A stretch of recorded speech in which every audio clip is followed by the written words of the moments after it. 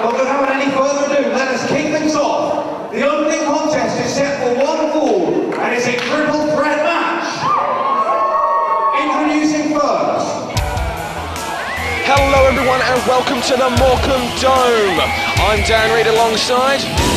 For the first time ever, Dan Reid, the world's #1 wrestling journalist is going to be the world's #1 wrestling commentator. It's Greg, the Truth Lambert. And what a show we've got for you tonight, and we're kicking it off in style with a triple threat match. And it's really in the FWA Flyweight division. We're talking about the man who's entering the ring, well, excuse me for entering the ring, Jack Storm. He's going to be taking on Spud and Bubblegum.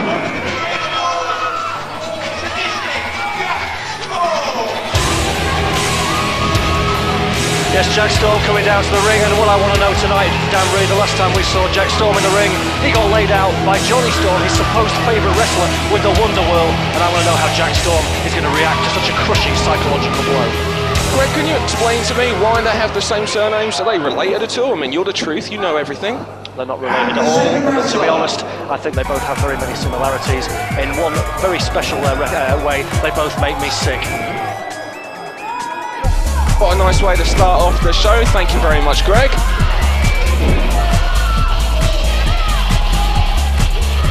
Waiting on the entrance right now.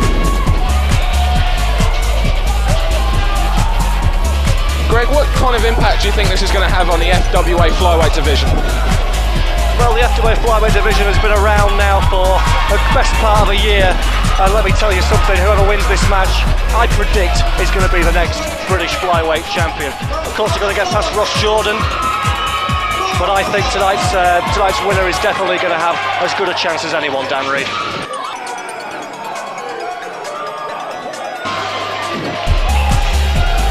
Bubblegum making another appearance here. Now, what is Bubblegum doing here? I mean, what is he doing? He's handing out bubblegum and sweets. This guy should carry a government health warning, Dan Reid. I mean, what is all that about? Does he not understand how bad sweets are for you, how they can rot your teeth? I mean, there aren't that many dentists around this country as it is.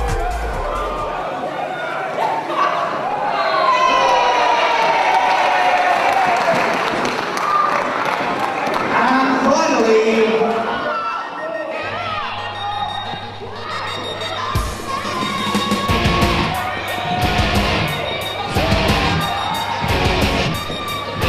soon to be making his appearance right now is Spud. Spud is coming off a fantastic show last weekend at FWA Hotwire, where he defeated Jonny Storm and Jody Fleisch. And here is the Pocket Dynamo now. The #1 contender of the British Flyweight title, Dan Reid. Absolutely. Another three-way match tonight, but the question is, he injured his knee last week. He exacerbated, if you understand what that word means, exacerbated the knee injury he had from last time he was here in Morecambe wrestling Ross Jordan. Is he going to be 100% fit for this three-way? That's a good point. He has had no time to rest and recuperate from the injury that he sustained last week as a result of the attack from Ross Jordan. Well, he looks okay, apart from the hair.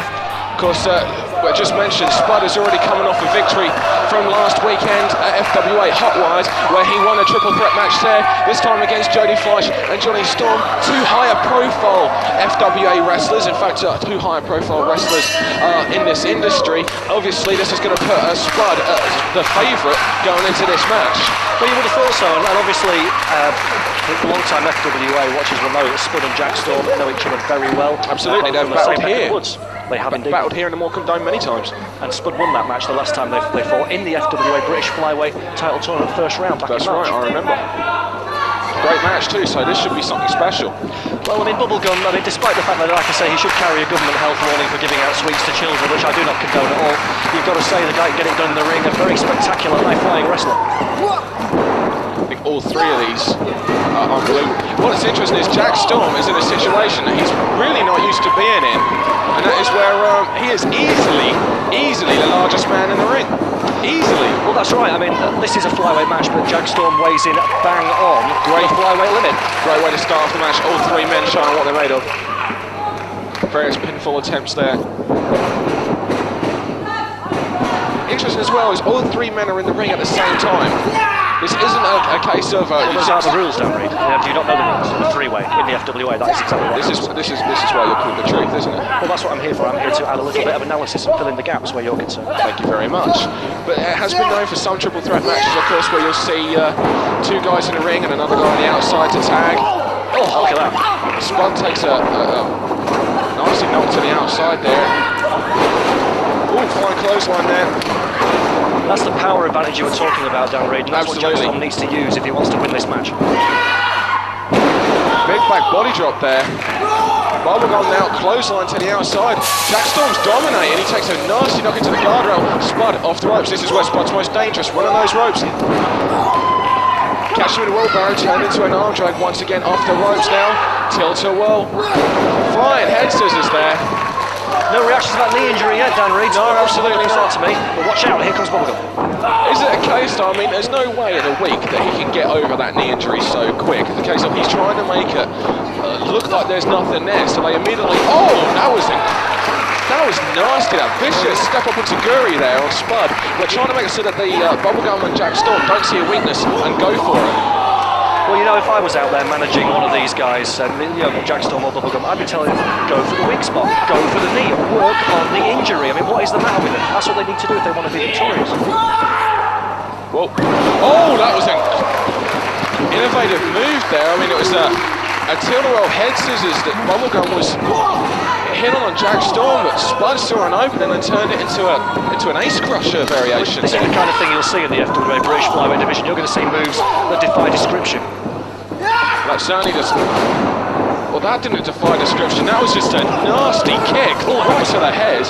I thought he had him there. Jack Storm's extra weight advantage. You see, this is what I want to see from Jack Storm. None of this pandering to Jonny Storm. None of this coming out and dressing like Jonny Storm and hitting the Wonder World. He's just doing what he does best. Is there anything wrong with being a fan of Jonny Storm? And as someone that's still fairly new to the wrestling industry like Jack Storm is and looking up to them. Listen, Dan Reid, you were almost right with that. There is something wrong with being a fan, full stop. I don't like him, and anybody who's a fan of another wrestler, personally it makes me want to... Well, I'm not going to use the word because I don't tend to like to swear, but Jack Storm, in fact, needs to focus. He needs to focus on winning this match and forgetting about Jonny Storm in my book. So you don't like anybody that are a fan of wrestlers? Not at all, no, unless they're a fan of me. Oh, unbelievable! That was... See, Greg, taking a look at what's going on inside the ring, Bubblegum with a Northern Light suplex and ended up with a basement dropkick on Spud and gets a near fall. I tell you what, Spud was helpless. I mean, if Spud still Jack Storm hadn't kicked out from that, that would have been it.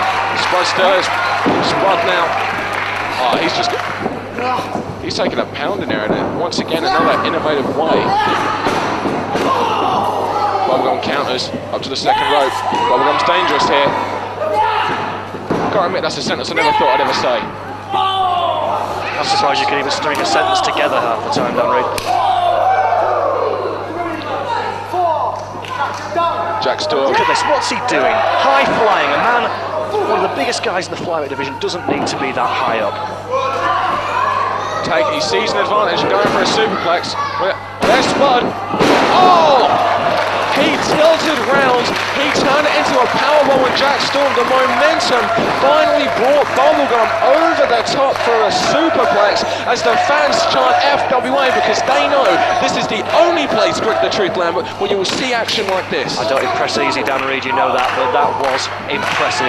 And we are seeing, I think, potentially one of the best three-way matches since the last three-way match we had here in the FWA when Spud wrestled Jonny Storm and Jody Fleisch. Absolutely.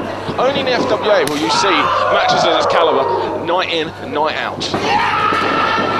Jack Storm with that roaring elbow. Oh, now here we go. He's going to do a fantastic four. He never hits it. He can't do it. Admittedly, he should stick to his own movesets.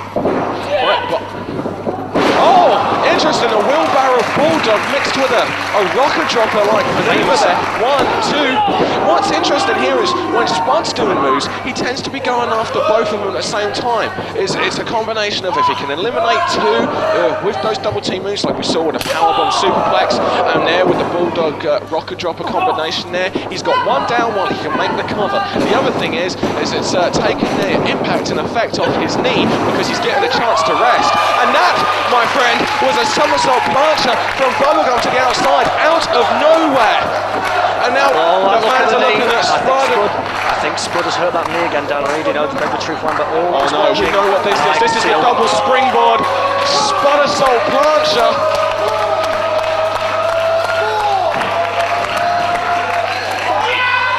And oh, he nailed it perfectly. All three men take a nasty knock into the guardrail. However, it is Bubblegum and Jack Storm who take the brunt of that springboard, double springboard, Spud assault plancher. A Spud of what? A Spud assault. Spud and salt. Gregatory Clan McCauley action. Is this wrestling or, you know, go into the restaurant? What's going on here? Spud throws Bubblegum, who took a brunt of that. He's holding his neck. Well, that was what we were talking about before, he's taking out both men at once. Those moves are high-risk moves. There is danger in those moves, unlike anything else. And Spud hits them unlike anybody else because he... Oh! Spud reverses. Fantastic 2 we saw there from Spud. It was half a fantastic 4. Over the top, look at it. Unbelievable oh, that is a modified Wonderworld there by Bubblegum. To be honest, this Jack Storm obsession is contagious. And that's that was a 3 count. That was an interesting move. It was a combination of it was like a pump handle exploder suplex there. Very innovative move from Bubblegum. Once again, pointing out that only in the FWA Flyweight division will you see action like this. What a way to start off. Buster. Dan Reed, you're talking over me. I don't like that. That's because look at the action. A near fall there. Greg, what have you got to say? I was going to say that Spud's got this big ladder match coming up at FWA Gold Rush against Ross Jordan, but if Spud loses this match tonight to either Bubblegum or Jack Storm, surely FWA matchmakers must reconsider and possibly put one of those in the match instead. They'll deserve it. Absolutely, I'm not entirely sure. I believe the contracts have already been signed for that. Watch Spud got him. Unbelievable one on the back of the neck. That was almost like the P.T. Williams move. The somersault pile driver, you'll know the name of it. Yes, but it was not... It can only destroy it. I know where you're getting it from. It's actually a code quicker than that. But never mind. All three men now, after this fantastic match, battling to their feet. Spud comes charging in, once again going after both men. Oh, this time takes both kicks. Double thrust kick. Spud's finished. Shades of the Rockers in the 80s there, if inadvertently. Well, if Spud is the favourite, that's actually quite smart on the part of Bubblegum and Jack Storm. They've taken out the favourite and they concentrate on fighting it out to decide who wins this match. I'm not quite sure what Bubblegum was going there for, but Jack Storm just used his weight advantage and power. Telegraphed that. Over the top, going for that Hurricane Rana. Blocked. Oh, unbelievable there. That's right, it's the knee, I think. Yeah, that's a page out of Mark Sloan's book. Jack Storm needs his own moveset. Jack Storm doesn't have an original bone in his body, Dan Reed. What about an original move? Well, he's got an opportunity here. He's got Bubblegum down, he's got Spud down, but he's going to go for I'll agree with you on this. I'll agree with you on this one. He has the opportunity here to go for the win, and instead he's going to hit it. He's going to hit it. That was more like a combination. Really the Wonderworld, was it? Oh, that was Key Crusher. Key Crusher 99 variation there. That's 3, and Jack Storm wins. What an upset. Oh, yeah. Hang on a minute. Oh, no. I think the referee's seen Bubblegum's foot on the ropes there, Dan Reed. Bubblegum's foot was on the rope. Yes, indeed. I called it. That's why I'm here. I spotted that. You didn't. No, that was only a 3 count. I'll give you that. I'll give you. Watch out. Spikes on the top. Jack Storm's more concerned. Oh! Missile drop kick off the top rope catches Jack Storm flush in the face. Wait a minute. Oh! That's Spud's DD2. Oh, unbelievable. Spud, satellite DDT from Spud there gets the victory, and Spud continues this amazing display that he has had here in the FWA. 2 triple threat matches on the trot, 2 victories. Well, Bubblegum proving there that at the end of the day, too many sweets are bad for you, because he went down for the 3 count at the hands of Spud. And what did I say about Jack Storm? He had the match won, but he was too busy trying to impress the Wonder Kid.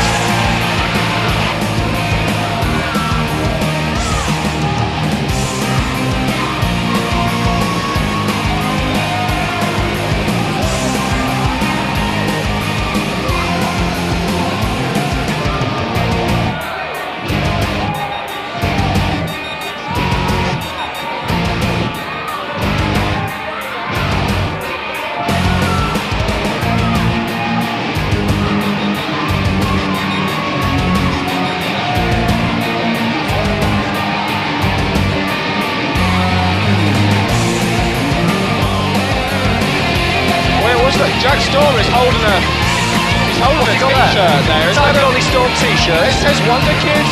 Why? Jack, keep it and sell it on eBay. What's the matter with you? You can make a quick buck out of that. They're worth a small fortune. Yeah, but what's Jack? Jack does need to get over this. Jack Storm is a fantastic wrestler in his own right. Why? I don't understand this obsession with Johnny Storm, except for what I said earlier. There's nothing wrong with looking up to a wrestler of the calibre of Johnny Storm. There's only one thing that Johnny Storm has yet to do, and that's win the FWA title. This is it. I mean, the fans are all on his case. I mean, they're saying he's a loser, and that's right. Jack Storm came into the FWA. He won the Open Door Invitational back at New Frontiers. He was a prospect. Since then, he's been a constant. Johnny Storm, has he won a match, Dan Reed?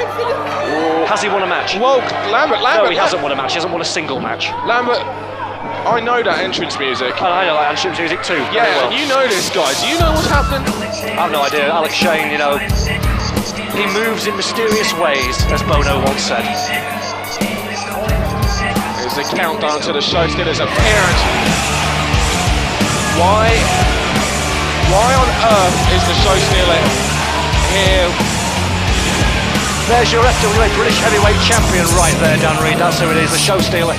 And I think he feels that Jack Storm is trying too hard to steal this show. He may be the British FWA Champion, but that does not give him the right to just come in whenever he wants. I have my papers down here. He is not due until the main event later on tonight. Alex Shane here. Alex Shane, as I was about to say, before I was so rudely interrupted, can go where he wants, do what he wants, anytime he likes. He's a champ, Dan Reed. Yes, he is the champ. He should be setting an example to every other wrestler in the FWA. And instead of doing that, he just runs roughshod like he owns the place. And you know, Alex Shane and Johnny Storm, there's no love lost there. And I think he may be possibly taking exception to Jack Storm, Johnny Storm's #1 fan, being in the ring at this present time, whining and crying like a baby. Now, if that fan can continue to do it throughout this entire segment, I may be happy. How disrespectful. Ladies and gentlemen, look! Son, if you don't shut up with that horn, I'm going to stick in a place that only your boyfriend's been. Now shut it right now! Now, this is what I don't like. There's no need for this. First things first, never fear, because the show stealer and your British Heavyweight Champion is here. I'm applauding, Dan Reed. I'm standing up and applauding. Yeah, last time I saw him, I think I saw him lose though. And something happened, the first match finished, which means it's Alex Shane promo time, baby. And I was watching you bitch and whine and complain about being unfairly mistreated here in the FWA. Well, listen, let me save you some breath and save you people some time. If you want to know about being unfairly mistreated, then I'm going to tell you what that's like, for real, right here, right now. You see, tonight, shut up when I'm talking. You see, tonight, I am in a tag team match where if anybody scores a pin, they get a shot at my belt tomorrow night in Blackpool. I'm against the wonderful Johnny Storm, Celebrity Wrestling Zone, Joe Legend, and my tag team partner is the man I do not like and do not trust because he's northern just like you monkeys. It's gonna be Angel. So you think you've got it hard? The fact is tonight there are 3 men, yes, the same as you've got that, Sunshine. There are 3 men who had the chance and have the chance to walk into Blackpool tomorrow night and get a shot at this. But you see, unlike you and all these northern losers, I never back away from a challenge. You see, all of you people were faced with a challenge at some point in your life, just like I was. You see, shut up, son. Bandanas went out of fashion 30 years ago, so shut it down now. Why don't you do these people a favour and put over that ugly face of yours? Now the fact of the matter is this. You all had a challenge at one point or another in your life, and that challenge was, do you go like Alex Shane and pursue your dream and do a job you love and enjoy and make lots of money? Or do you become a low-life scumbag who works for somebody else, stacking shelves, flipping burgers, spending 5 days a week hating your miserable stinking lives while I drive around in a Porsche and go back to a penthouse flat in Canary Wharf? Well, the fact of the matter is this. You backed away from the challenge of being a somebody, whereas I didn't, because I am the British Heavyweight Champion, and you can all stick that straight up go north and stick your asses. But now, you wanted to whine, you wanted to complain. These people have proved that they're not worthy of a challenge. I've got a challenge for you, Sunshine. You see, why don't you prove why you should have won that match and kick my ass right here, right now? As much as I'd like to see that, I don't know if Jack should. The phrase rabbits and headlights springs to mind. You see, Jack, still when I look at you, it's like looking into the eyes of all the little kids I used to bully at school, take their lunch money, keep the crap out of them, in the bike sheds. The fact is, Jack Storm, you've been bullied and pushed around your whole life by people like me, haven't you? Just like these people. You see, whether it's your boss, whether it's someone at school, whether it's somebody that's the next door neighbour of yours, you know what it's like to be bullied and put in your place, because you're all nobodies. So why don't you stand up for these people and do to me what they want to do to me, and that's kick my ass right now! Come on! Look, what's this? Jonny Storm, your favourite wrestler's Jonny Storm. See, that's what your problem is, Sunshine. The British champion standing in front of you, and you're wearing a shirt of a loser like Jonny Storm. Show some guts! Show some guts! Come on! Come on! Oh, you hear that music, Dan Reid? I know that music.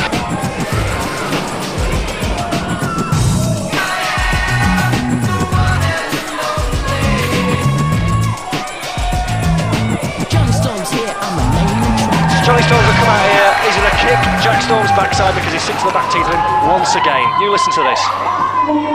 First of all, for once in your life, Alex, keep your fat mouth shut!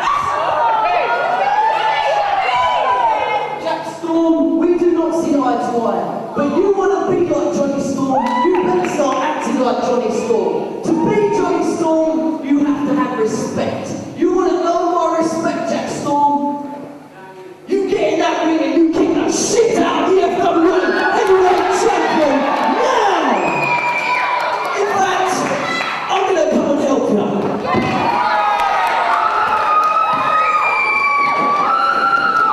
Here comes Jonny Storm and Jack Storm. Wait a minute, Johnny Angel. That's Johnny Angel. That's Johnny Angel out of nowhere, attacking Jack Storm. And wait a minute, there's the show stealer, Big Boot. And they said that Johnny Angel and Shane didn't get on, they couldn't work together, they just did right then. And I think we're about to see, yes, there we go. Jack Storm is thrown out of the ring, complete disrespect. Johnny Storm was attacked from behind, thrown into the barriers. There's Alex Shane. He puts Johnny into the corner. Now this, can we get some security from backstage to get this? Oh, the gold belt just smashed right into the head. Johnny Storm's going to wrestle a match later here tonight. Hey, Johnny Storm wants a title shot. He just got one right in the face.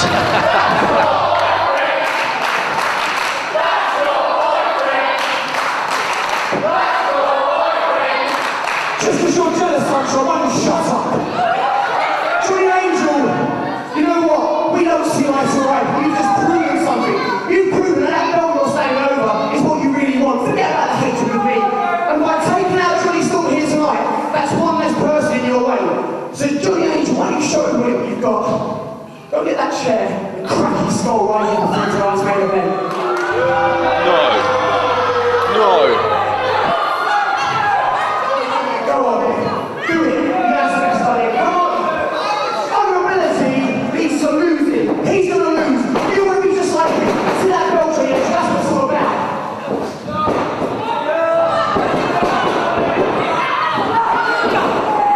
Go get that chair, Johnny. Come on. This is unbelievable here. And where's Johnny Jack Storm's Storm going to now? wrestle a match later here tonight. Where's Jack Storm? You know, Jack he's supposed Storm to be... was taken out by Alex Shane Boo when he was jumped from behind by Johnny Angel. Hey, if Johnny Storm's his favourite wrestler, he should be rushing to his aid right now. I He don't see any can't of that. rush to his aid when he's knocked out. Well, we're about to see the end of Johnny Storm here, Johnny ladies and Angel gentlemen. now. Nice knowing him. He was the one and only.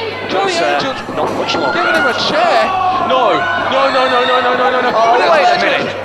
Legend. He's not even changed yet, and he's. Wait a minute. He's following up both Johnny Angel and Alex Shane. He doesn't not want to take out Alex Shane just yet, because he wants to make sure that Alex Shane is in that match later tonight, so he can get the pinfall, and so he can go on to Blackpool tomorrow night and challenge him for the title. The title that he should have challenged Alex Shane for last weekend, but another one of his usual loopholes got out of. You said you're the show stealer, you said you're the British heavyweight champion, but tonight, Alex Shane, you're my bitch. And quite frankly, he was that last week. Maybe tonight he'll do the same thing. You're very and maybe tomorrow night, yeah, I am. And maybe tomorrow night he'll make it 3 in a row. Lightning never strikes twice, Dan Reid, you should know that. It was a fluke, plain and simple. And by all means, I'm willing to take my size 14 and split a partner, long-time life partner Elton John over here.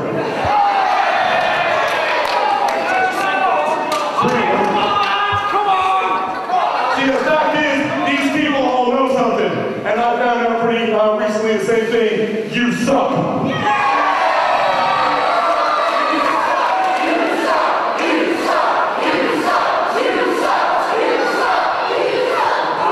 And tonight, I got the privilege of teaming with the #1 cruiserweight in the face of God's green earth.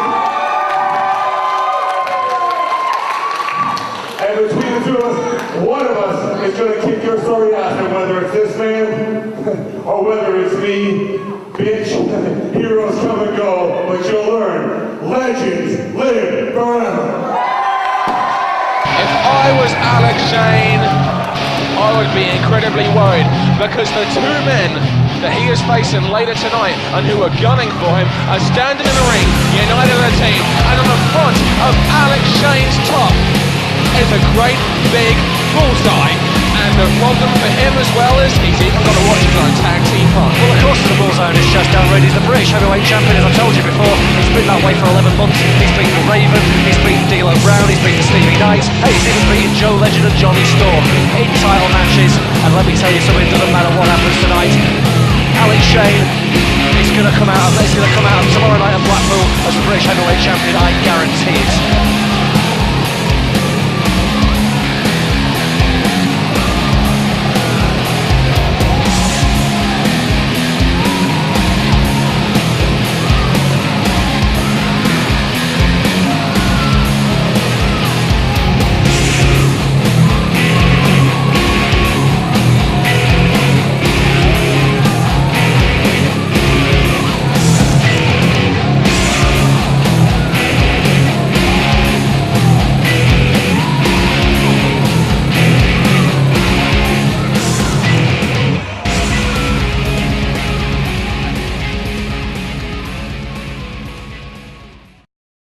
Ladies and gentlemen, the following contest is a singles match set for 1 fall. Introducing first. Uh-oh, John Atkins, you're in trouble. Here come the Manchester Massive, and these 2 guys don't like the FWA ring announcer one bit, Dan Reid. I was at Hot Wired last weekend when the Manchester Massive took it upon themselves to happy slap our ring announcer.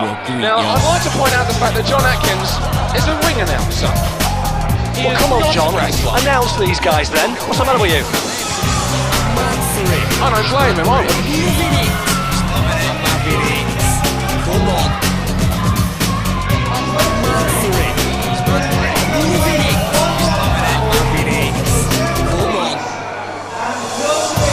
Hey, that's uncalled for. It's factually accurate. He's rubbing it in there, Dan Reid. It's He's factually making accurate. fun of the Manchester Massive. I'm not quite sure if I agree with how smart that is, but it is factually accurate, Greg Albert. They haven't won. They haven't.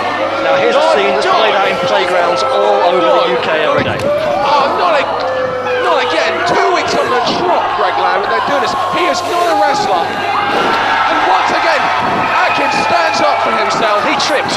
Oh, no. Just a trip. There you go. They put his thumbs to the eyes. Oh, It's here they come. Dirk Feelgood Kildare and who? The Young Doctors. and Dr. Jason Allbetter. It's the Young Doctors.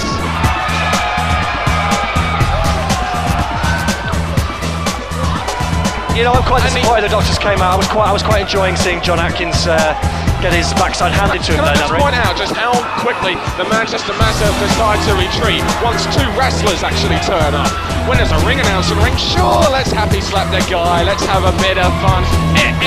Not now that the young doctors are here. What do you think this is? Family Fortunes? What's the matter with you? It's like watching an episode of Scrubs at the moment. I'll tell you something, last time when the Young Doctors met the Manchester Massive in Morecambe, the Massive had no time to prepare. It was an impromptu match. Tonight, I'm telling you, they came close to beating Darren Burridge. In fact, they did beat Darren Burridge. If it wasn't for that ingrate John Atkins getting the decision reversed into a no contest, they are that close to winning their first match, the Manchester Massive. It's going to happen tonight, Dan Reid. I predict it once again, and my predictions, as you know, are always coming true. Greg Lambert, shush. It's the main event. I am the Mr. who kissed your sister. I heard he kissed your sister too. Your brother. I don't have a sister. With your mother. And I heard of your mother as well. You leave my mother out of it. I'm the altar boy of sexual joy. Ladies, What kind of a doctor is you he? may be this X Factor, but never fear. I got your cheat code time right here. The Feelgood. This guy needs to be struck off. I am a medic, a lover, a real go-getter. I'm a man of medicine, Dr. Jason, all better! He's taking promo lessons from Dirk Feelgood. He's still got some way to come, but he's doing good. I think my heart rate's gone through the roof, to be honest. I think somebody needs to get me a doctor after that. That was nauseating. Now let's see what the Manchester Massive make out of this. It's a singles match, don't we? match. It's Dirk Feelgood against Joey Hayes. Come on, Joey. Well, they had a match in Blackpool, Declan O'Connor versus Jason Orbetter, and again the doctor, the good doctor, looked out and got the victory. So this is like the reverse, if you will, Dan Reid. The other two members of the tag team's going at it. No, I think chavs are very misunderstood, personally. I hate them. I think all chavs should be stepped on. Just think of all the great role models that there are, though, who are chavs in society. But you've got Wayne Rooney. I mean, that guy is a hero to millions, and he's always very well behaved, I feel, on the football field. Yes, he is always very well behaved. Knee to the stomach there, and they're going for the tie-up. Dirk Feelgood over the top.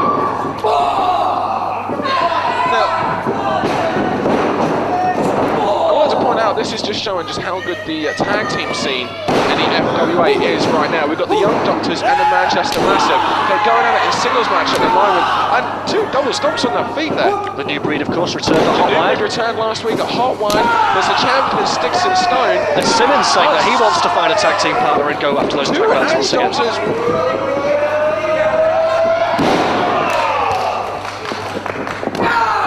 Stomp on the head. He's stomping him everywhere, Greg Lambert. You know, I always find there's a real problem with the Young Doctors. These guys are supposed to be doctors. They're supposed to heal people. Yet they get in the ring and they cause people pain. I mean, what's up with that? I don't understand it. It's to keep the NHS in business. Wait a minute, everyone's leapfrogging everyone. That's an automatic disqualification. Referee Lance Lenihan should disqualify the Doctor right now. Yeah, he's helping him. Whoa! Hang on a minute. That's a double clothesline. The referee double. What the hell are you doing? Yo! Wait, there is a double elbow job. That's the other part. Lance Lenihan is being coerced. Threat match. He's being coerced into laying his hands on a wrestler. He was duped. He was conned. He was made to look stupid in my book. Have we got a triple threat match here? This is quite fun. Even the referee wants to kill the chap, even if it is inadvertently. I also feel personally, talking about chavs down here, that Burberry is extremely slick fashion accessory. Both outside men pulled their opponents out, their teammates' opponent out, and now all better and Declan bump into each other. They're not legal. And now This isn't a legal match. What's going on here? Match. Wait a minute, there's a headlock into the ropes. Flying elbow.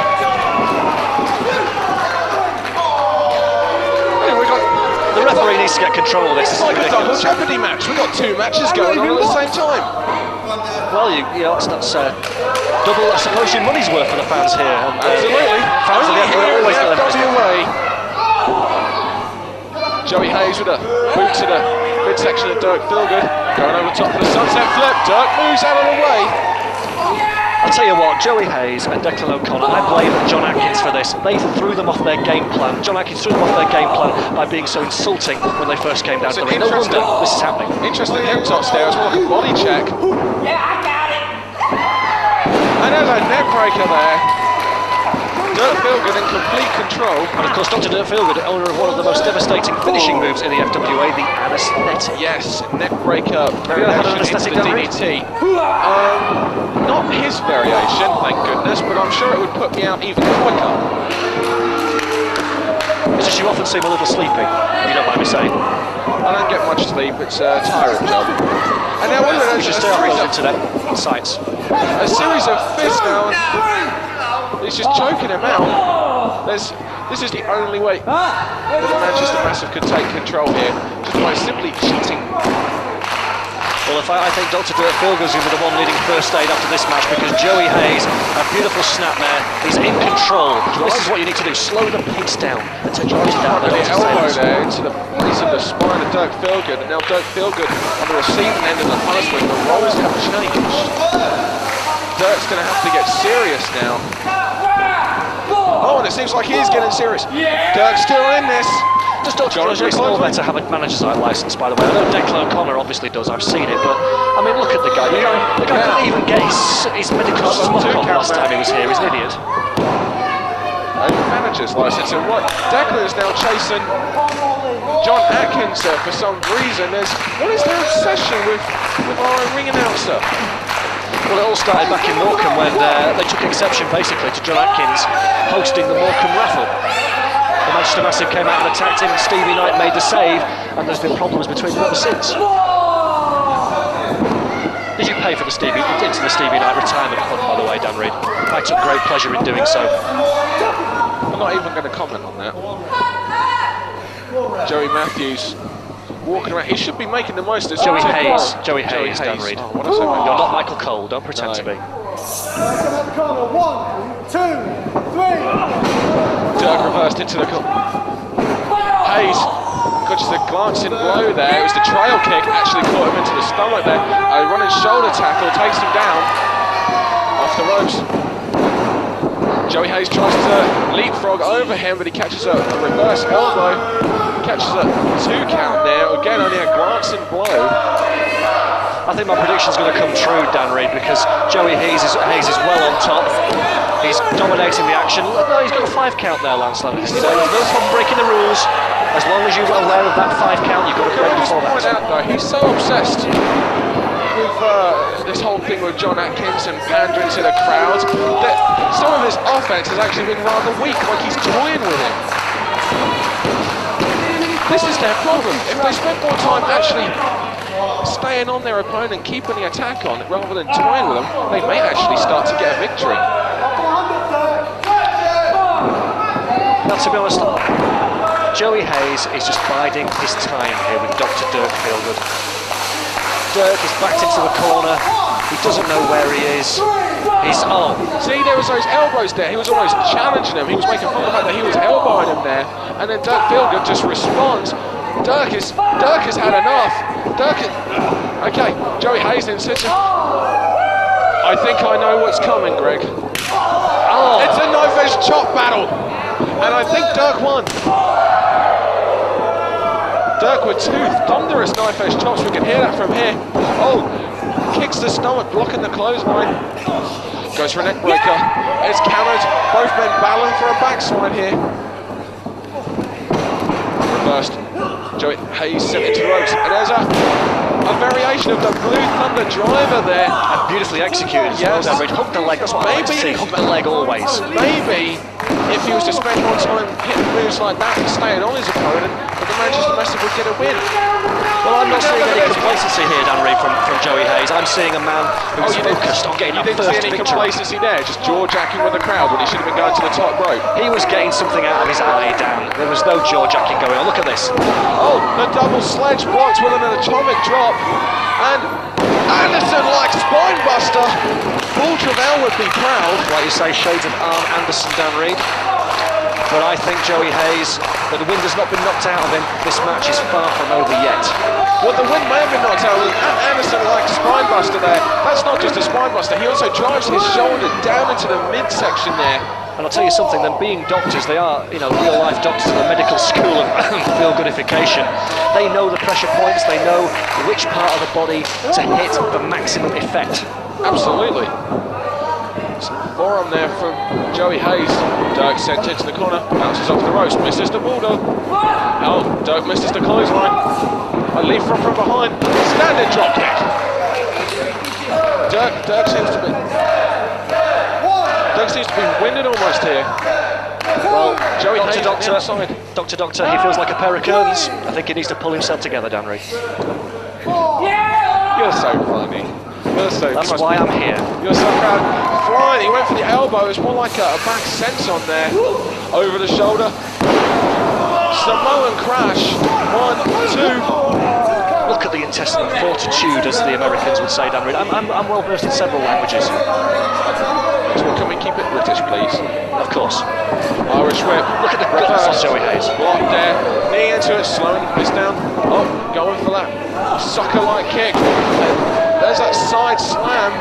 Dirk now standing up. Positioning. Come on, Joey. He's positioning for something. He's going. Do it for Moss side, Joey. He's going up to the top rope now. Didn't waste any time there. Do it for Joey Hayes, Joey. Come on, do it for the people of Manchester. Oh, unbelievable. That vicious elbow. 2. This is it. 3. Okay, I will give Joey Hayes credit there for kicking out. That elbow was square in the sternum. But you could tell that Joey Hayes would probably have on a different day would have stayed down from us. This win means so much. Clothesline there.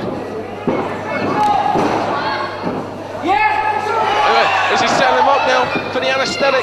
Yes, he is. Right, Hayes reverses. Dirk into the ropes. Just goes through the ropes. Hayes off the ropes. Oh, there's that knockout Yakuza kick from Joey Hayes. And I think that Dr. Feelgood is going to need some serious mouth-to-mouth after that one.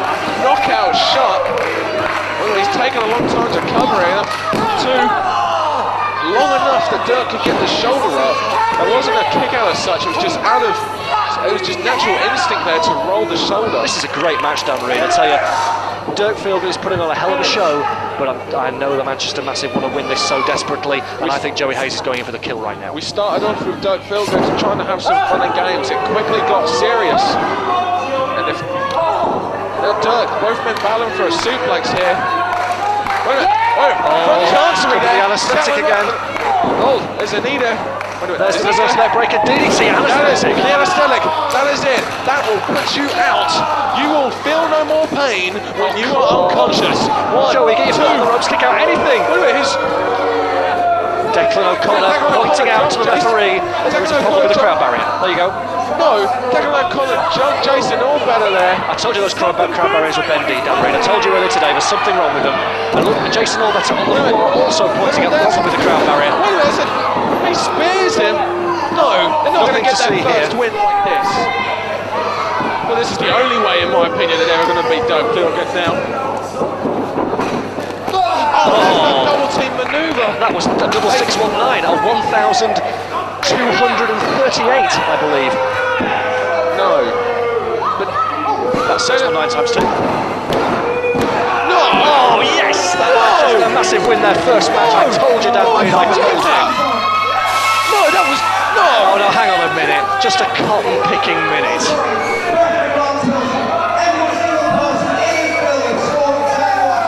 Yeah, I saw it. I didn't see anything.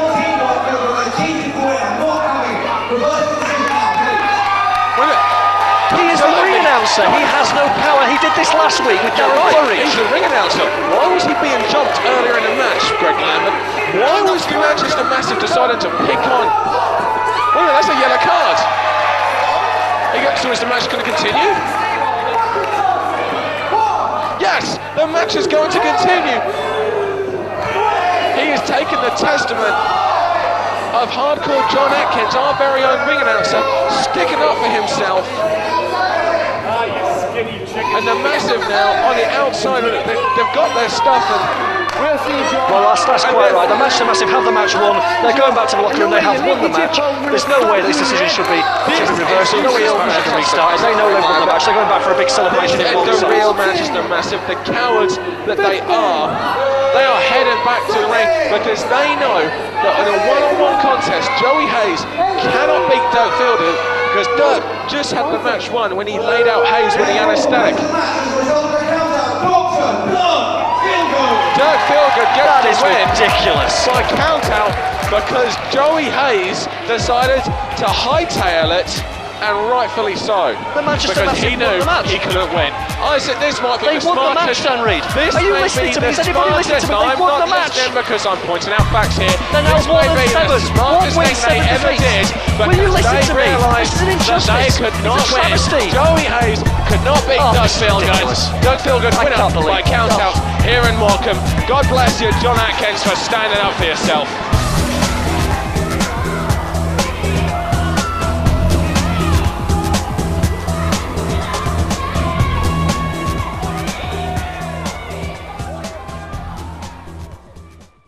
Ladies and gentlemen, the following contest is a special challenge match. Introducing first.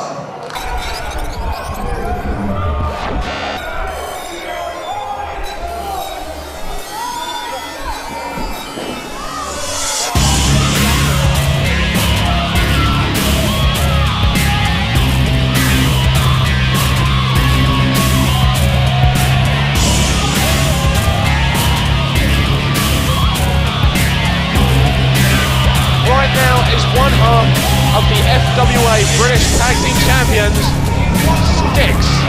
Now, do you know something, Dan Reid? I don't always see eye to eye with the twisted genius Dean Ias, but I personally feel it was very unfair of the FWA banning Dean Ias from the north of England this evening, and he then gave Martin Stone the night off, meaning that Stixx has to wrestle by himself.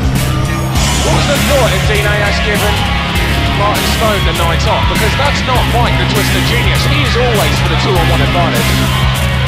Martin Stone and Stixx don't need a 2-on-1 advantage, Dan, because they are the best tag team in this country, past, present and future. And again, that's one thing that I do agree with the twisted genius on.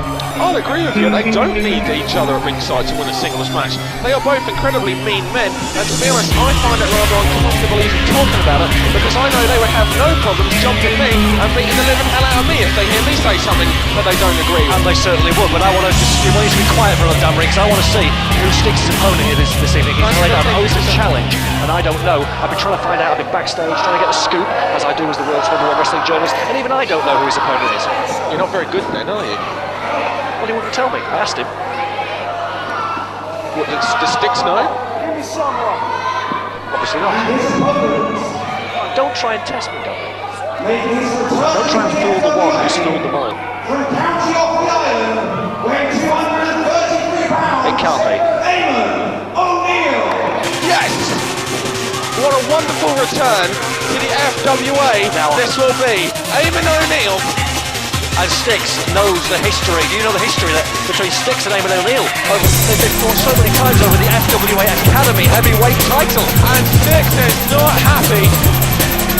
Eamon O'Neill making his return to the FWA, and look at the shape that O'Neill is in. We've not seen Eamon O'Neill since, I believe, Crunch 2004, when he defeated James Ty. So, I mean, this guy can go in the ring. James Ty's one of the top stars in the FWA, if I do say so myself now. It wasn't up there. In the meantime, since then, O'Neill has been back in Ireland. He's been back in the FWA Academy. He is preparing himself to make this his return to the FWA, and look at the shape he is in. It seems like he knew what he was doing when he was taking this short vacation, if you will. Well, Dan, I will give you that. The man is put together, as they say, but there is being in shape, and then there is ring shape. And the guy's been out of the ring in the FWA for 18 months, whereas Stixx has been fighting alongside Stone. They've been taking on the New Breed, they've been taking on Hampton Court, Aviv Mayan and Bubblegum. They've fought all the best competition in the FWA, and I think there is no substitute for activity, if you know what I mean. There is indeed a history between these two, as you alluded on earlier, Greg.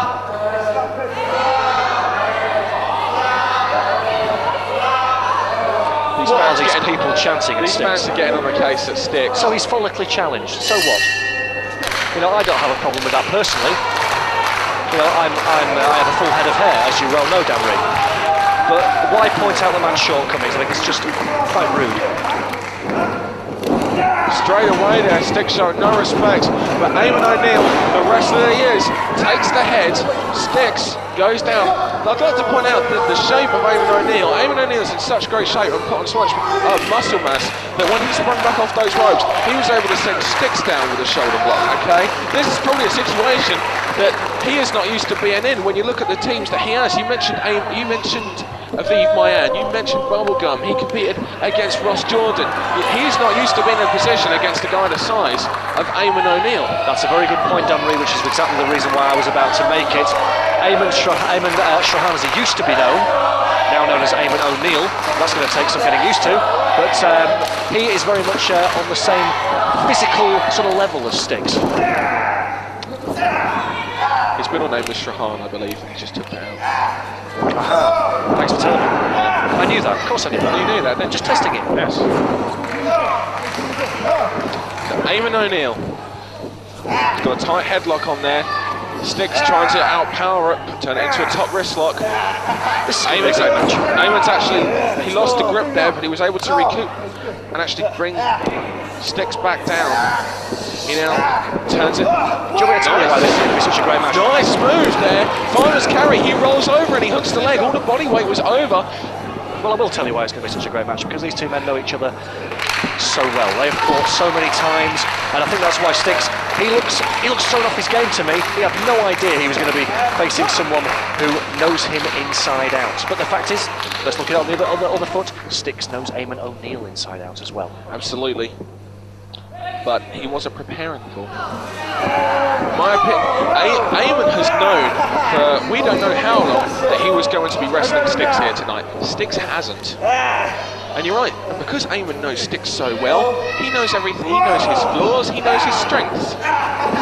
He's coming back stronger, he's coming back more aggressive, he is coming back better, and he was going after a man who he's known for a long time that he's going to be wrestling. And that's Stixx. Where has Eamon O'Neill been all this time, though, in the past 18 months? Let me tell you something, Dan Reid. I am the world's number one wrestling journalist. I'm going to make it my business to find out. That was an interesting headlock variation there. The weight of Stixx.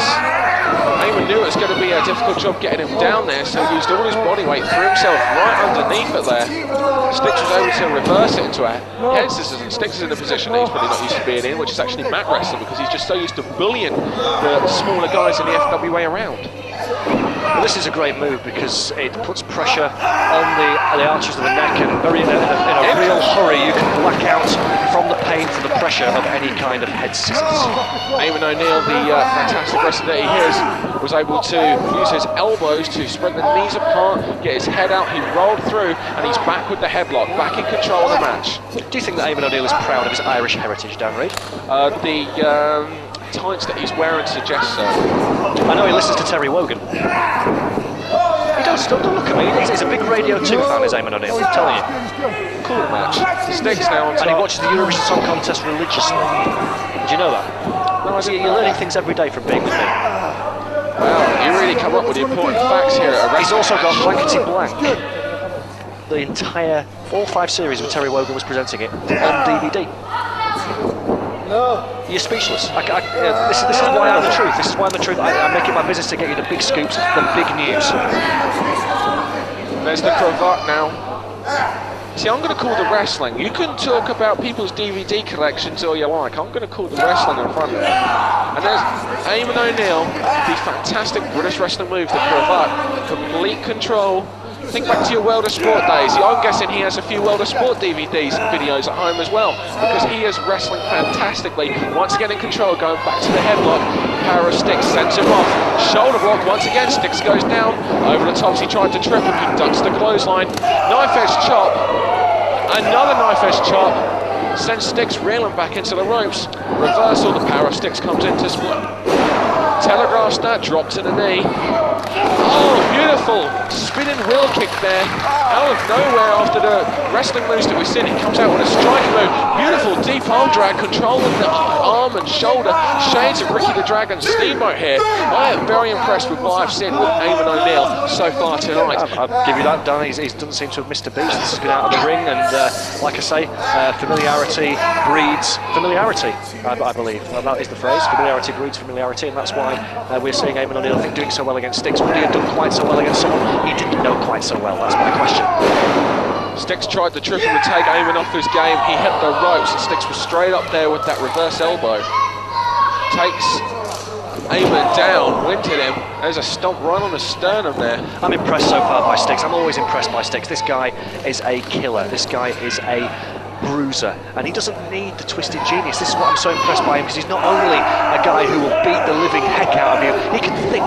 He's got a mind of his own. Greg Lambert, are you trying to get twisted genius out of the way or something? You two just don't see eye to eye. What do you mean? I just make an innocent comment. I'm trying to show that I'm just trying to, big up Stixx, and that's big up Stixx.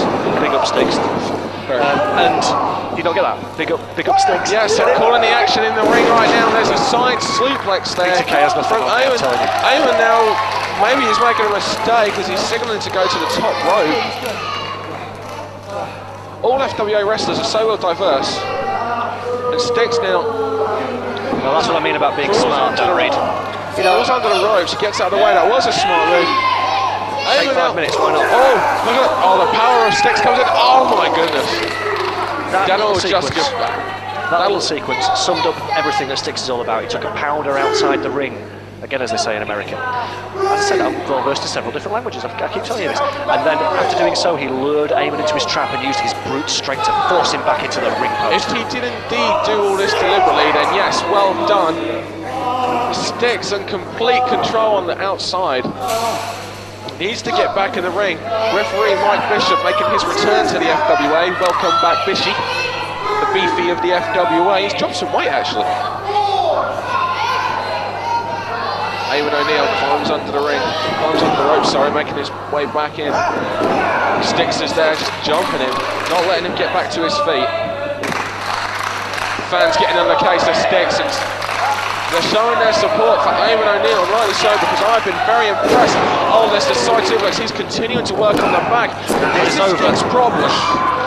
No, it's not over, okay? Yeah, a normal man, especially after that, the way he drove the spine straight into the ring post, may be over, followed by that side suplex. But this is Eamon O'Neill making his return. He wants to make an impact here. There's a series of boots. Keeping him in the corners now. He's supposed to be in the middle of the ring, not against the ropes. Eamon there, showing he's still in the match. Sends him across the ropes. Drop kick there. Beautifully done. A man of his size, a picture perfect drop kick there. Gets the 2 count, and Eamon now is back in control almost. Sends him into the corner though. There's the power advantage of Stixx. Over the top, didn't work out. Stixx takes too much time. Wait a minute. He goes to a shoulder, block him down. There's a sunset flip. He gets another 2 count there. You're not going to beat Stixx that way. He's got too much weight, too much power to hold down for the 3. Yep, I'll agree on that one. He wasn't able to get the feet over the shoulders there. When both men returned to their feet, Stixx cut him right off again with that clothesline straight from the... So you think Stixx looks confident? Stixx looks too confident to me. This is my problem with it's all flowing back. He's remembering all the matches he had with Eamon O'Neill in the FWA Academy, and now he's getting that confidence flowing through him. He has cut his middle name out. Unfortunately, Stixx looks like he's trying to cut the spine out in reverse fashion of Eamon O'Neill. No, that is actually his name, Eamon O'Neill. I've told you. You should know that. Stixx. His middle name is Power and pressure on, just working over the back there. It's not pretty, but it is effective there. There's no need for this. All that weight now coming right on the back, the lower back. Where's your blankety blank checkbook and pen now, Eamon O'Neill? Oh, he's it can't help you now. Once again, it boils down to a knife-edge chop. Battle contest, which I think O'Neill was going to win. That's why Stixx cut him off with that knee to the midsection, winded him, sending O'Neill straight back down to the ramp, and Stixx is in control. Stixx is dominating. I mean, if I was the Twisted Genius, I'd be very, very impressed. All the efforts of Stixx straight on the back. He realises that he needs a game plan when taking on a man like Eamon O'Neill, and there may be elements to this that you and I may not know too much about, going back down to their academy days. As far as there's any weakness. Yes, we hit on that earlier, but I mean, there's a possible previous match where they've had where Stixx worked on the back and maybe got the victory. I need to brush up on my academy knowledge here. And that was a smart move again from Stixx. And referee Mike Bishop, like you say, has been out of action for a while, and he needs to perhaps concentrate a bit more because Stixx was grabbing the top rope for leverage. Stixx is using fine if you don't get caught. Stixx is using the top rope as a tag team partner here. Are you trying to compare the top rope to Martin Stone, Dan Reed? Double backdrop. That took everything O'Neill had to get that move in. He's now trying to get a second win here. He's trying to take a breath. Stixx hits the top rope, tailing off that move. Oh, interesting. He runs up the ropes from behind, hits that bulldog and gets a near full. Beautiful flying bulldog. Like I say, Eamon O'Neill is looking good on his return here to the FWA, but I still think Stixx has got his number. Oh, beautiful power slam there. That was 2 count. All of the body weight of Stixx was crushed against Eamon O'Neill. Give credit to O'Neill for kicking out. These fans getting behind O'Neill there, and rightfully so. Stixx now keeps the pressure on. Oh, come on, is it? He's using a boot against the side of the 5 count. 5 count, Dan Reed. That's what you've got to always remember. Do you know why there's a 5 count? Because it's an illegal move, and if they don't break within the 5 count, they are disqualified. Therefore, it is a rule.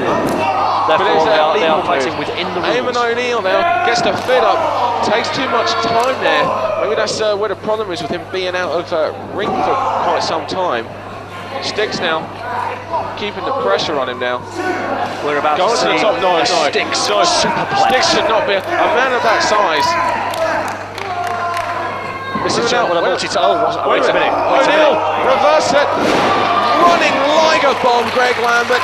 And now both men are down. I cannot believe that he got a man of Stixx's size up on his shoulders like that and give him a power. He has come back in great shape. And after all of the work that Stixx has done in the back, it took everything in him to get him up and hit that Liger bomb. But it could just be the final desperation move, because I don't think there's much left in Eamon O'Neill. It can't be. Like I say, he's not in ring shape. He's not been wrestling. That stamina is going to run out sooner or later. Both men now ballot up to the count of 9, almost a double knockout there. Stixx goes from, he grabbed the neck, but Eamon O'Neill fires back with a forearm, both of them. Forearms are plenty here. Ducks the close. Stixx is winded now. This is a He's great all fight. blown up. He's toe to toe. Off the ropes. Boot to the stomach. Off the ropes comes O'Neill. Knee lift there. Irish knee lift. Oh, there's a straight down spine buster there. Goes for the cover there. Hooks the leg. Wasn't able to get all of the weight over the shoulders though. O'Neill's got his second win back now, Greg Lambert, and the tides have reversed. Oh, he's going for that move of his. Wait a minute, look at this. Oh, what power there. Oh, it took a lot out of him. Now he's signaling for going up top. We saw him go to do this earlier. Stixx rolled out the ring. I think Stixx has now had enough beating out of him, but Stixx is making his way. Stixx is making his way back to his feet. Another smart move. Eamon O'Neill seems to be cursed by the top rope. And that's fine. Yellow card does not get you disqualified. He might as well use up his yellow card. He needed it because he was in trouble. Stixx now. Going option is a knife-edge chop. We're going to see like Stixx superplex. He nearly got it last time. He's got to be careful here. He does have to be careful here, because if he gets another yellow card, that is it. And there's a... Oh, that was interesting. He hooked the leg there. It was a combination fisherman buster move as well. Stick the fork, the knife, the entire cutlery set in Eamon O'Neill. No, it's not. No, it's not. Irish pride, Greg Lambert. He's invoking the spirit of Wogan right now.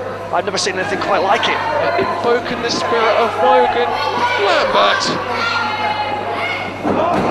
Runs in. Stixx catches the foot. No. Great wrestling move there. European uppercut. Oh. Oh, reverse cross body block. Oh, I thought he got all that weight came down on top of him. I've got to give credit where it's due. Eamon O'Neill has shown us everything tonight. He's shown us power, he's shown us agility. But has he got the endurance? That's what I'm wondering. He's showing it to me right now because after everything that he took, the ring post to the back, the side slam, the constant working of the spine, he is showing it. Whoa! He got that shining wizard in the corner there. That gave Stixx the miscalculation, gave Stixx the chance to hit the big. Oh, he got the shoulder up! He kicked out of the black hole slam! I cannot believe what I'm seeing. I cannot believe that. I can't believe what I'm seeing either. Stickability against I have Stixx. seen him defeat our very own FWA Flyweight champion, Ross Jordan, with that move. I can't believe it was when he slipped with that shining wizard in the corner. Stixx was able to hit that black hole slam out of nowhere, and now setting him up on his shoulders. Not sure what he's going for here. Whoa, swinging him round. TKO style move. DDT. Oh, vicious DDT. He held on to the arm as well, putting extra pressure on the neck. Both men out again. We saw a 9 count earlier in this match. Maybe this time they won't be up. No, O'Neill is very much in charge. He's going back to the top rope. Maybe third time's a lucky Irish charm. O'Neill on top rope. Stixx is out. Stixx was knocked out. Oh no! No, there's still some life left in Stixx yet. 3 times he has been to the top rope. So what I'm saying, I think he needs to give up with this and stick with what's worked here, which is classic British wrestling. This has been a tremendous match, I have to say. This has been a great match. Both men have shown me something here. Oh, he's working on that back again. Maybe a Canadian back break. This is the Stixx bomb. Oh. He's going to go for the Stixx bomb again. No, DDT perhaps. Victory roll. Yes, he gets it. Wait a minute. He got it. I don't believe it. I don't believe it. Eamon O'Neill with a successful return. His return debut gets the victory. Our body scissors into a victory roll. Stixx shoulders were down on the mat and he just defeated one half of the FWA Tag Team Champion. Dan Reed, I don't often do this. I'm going to give Eamon O'Neill credit. I question whether he was in ring shape. I question whether he had the stamina to win a match against a man like Stixx. He hit Stixx with everything. Stixx hit him with absolutely everything. Went for the Stixx bomb, but in the end, Eamon O'Neill rolled him up. Got the 3 count. I'm impressed.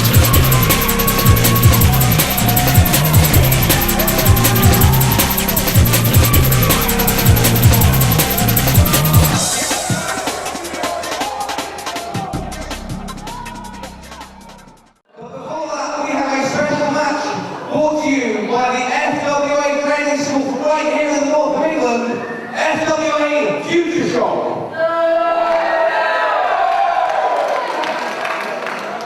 Introducing first.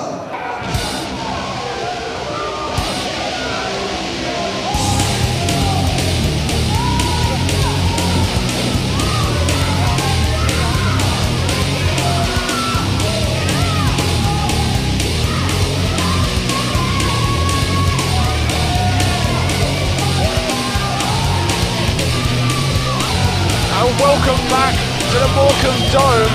We are kicking off the second half of this fantastic show with a guest match from the FWA Future Shock Wrestling School in Manchester.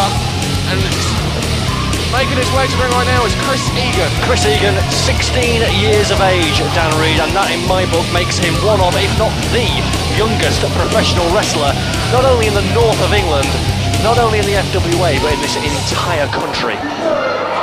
What a lot of pressure to debut at the age of 16 in front of an FWA main crowd. Well, it was on the last show. 6-man tag, we saw the debut of Chris Egan, and this man who's coming out now to oppose him, Rayne. They were on the same side on that particular evening. But this is a singles match. It's a lot different when you haven't got someone in the corner to back you up.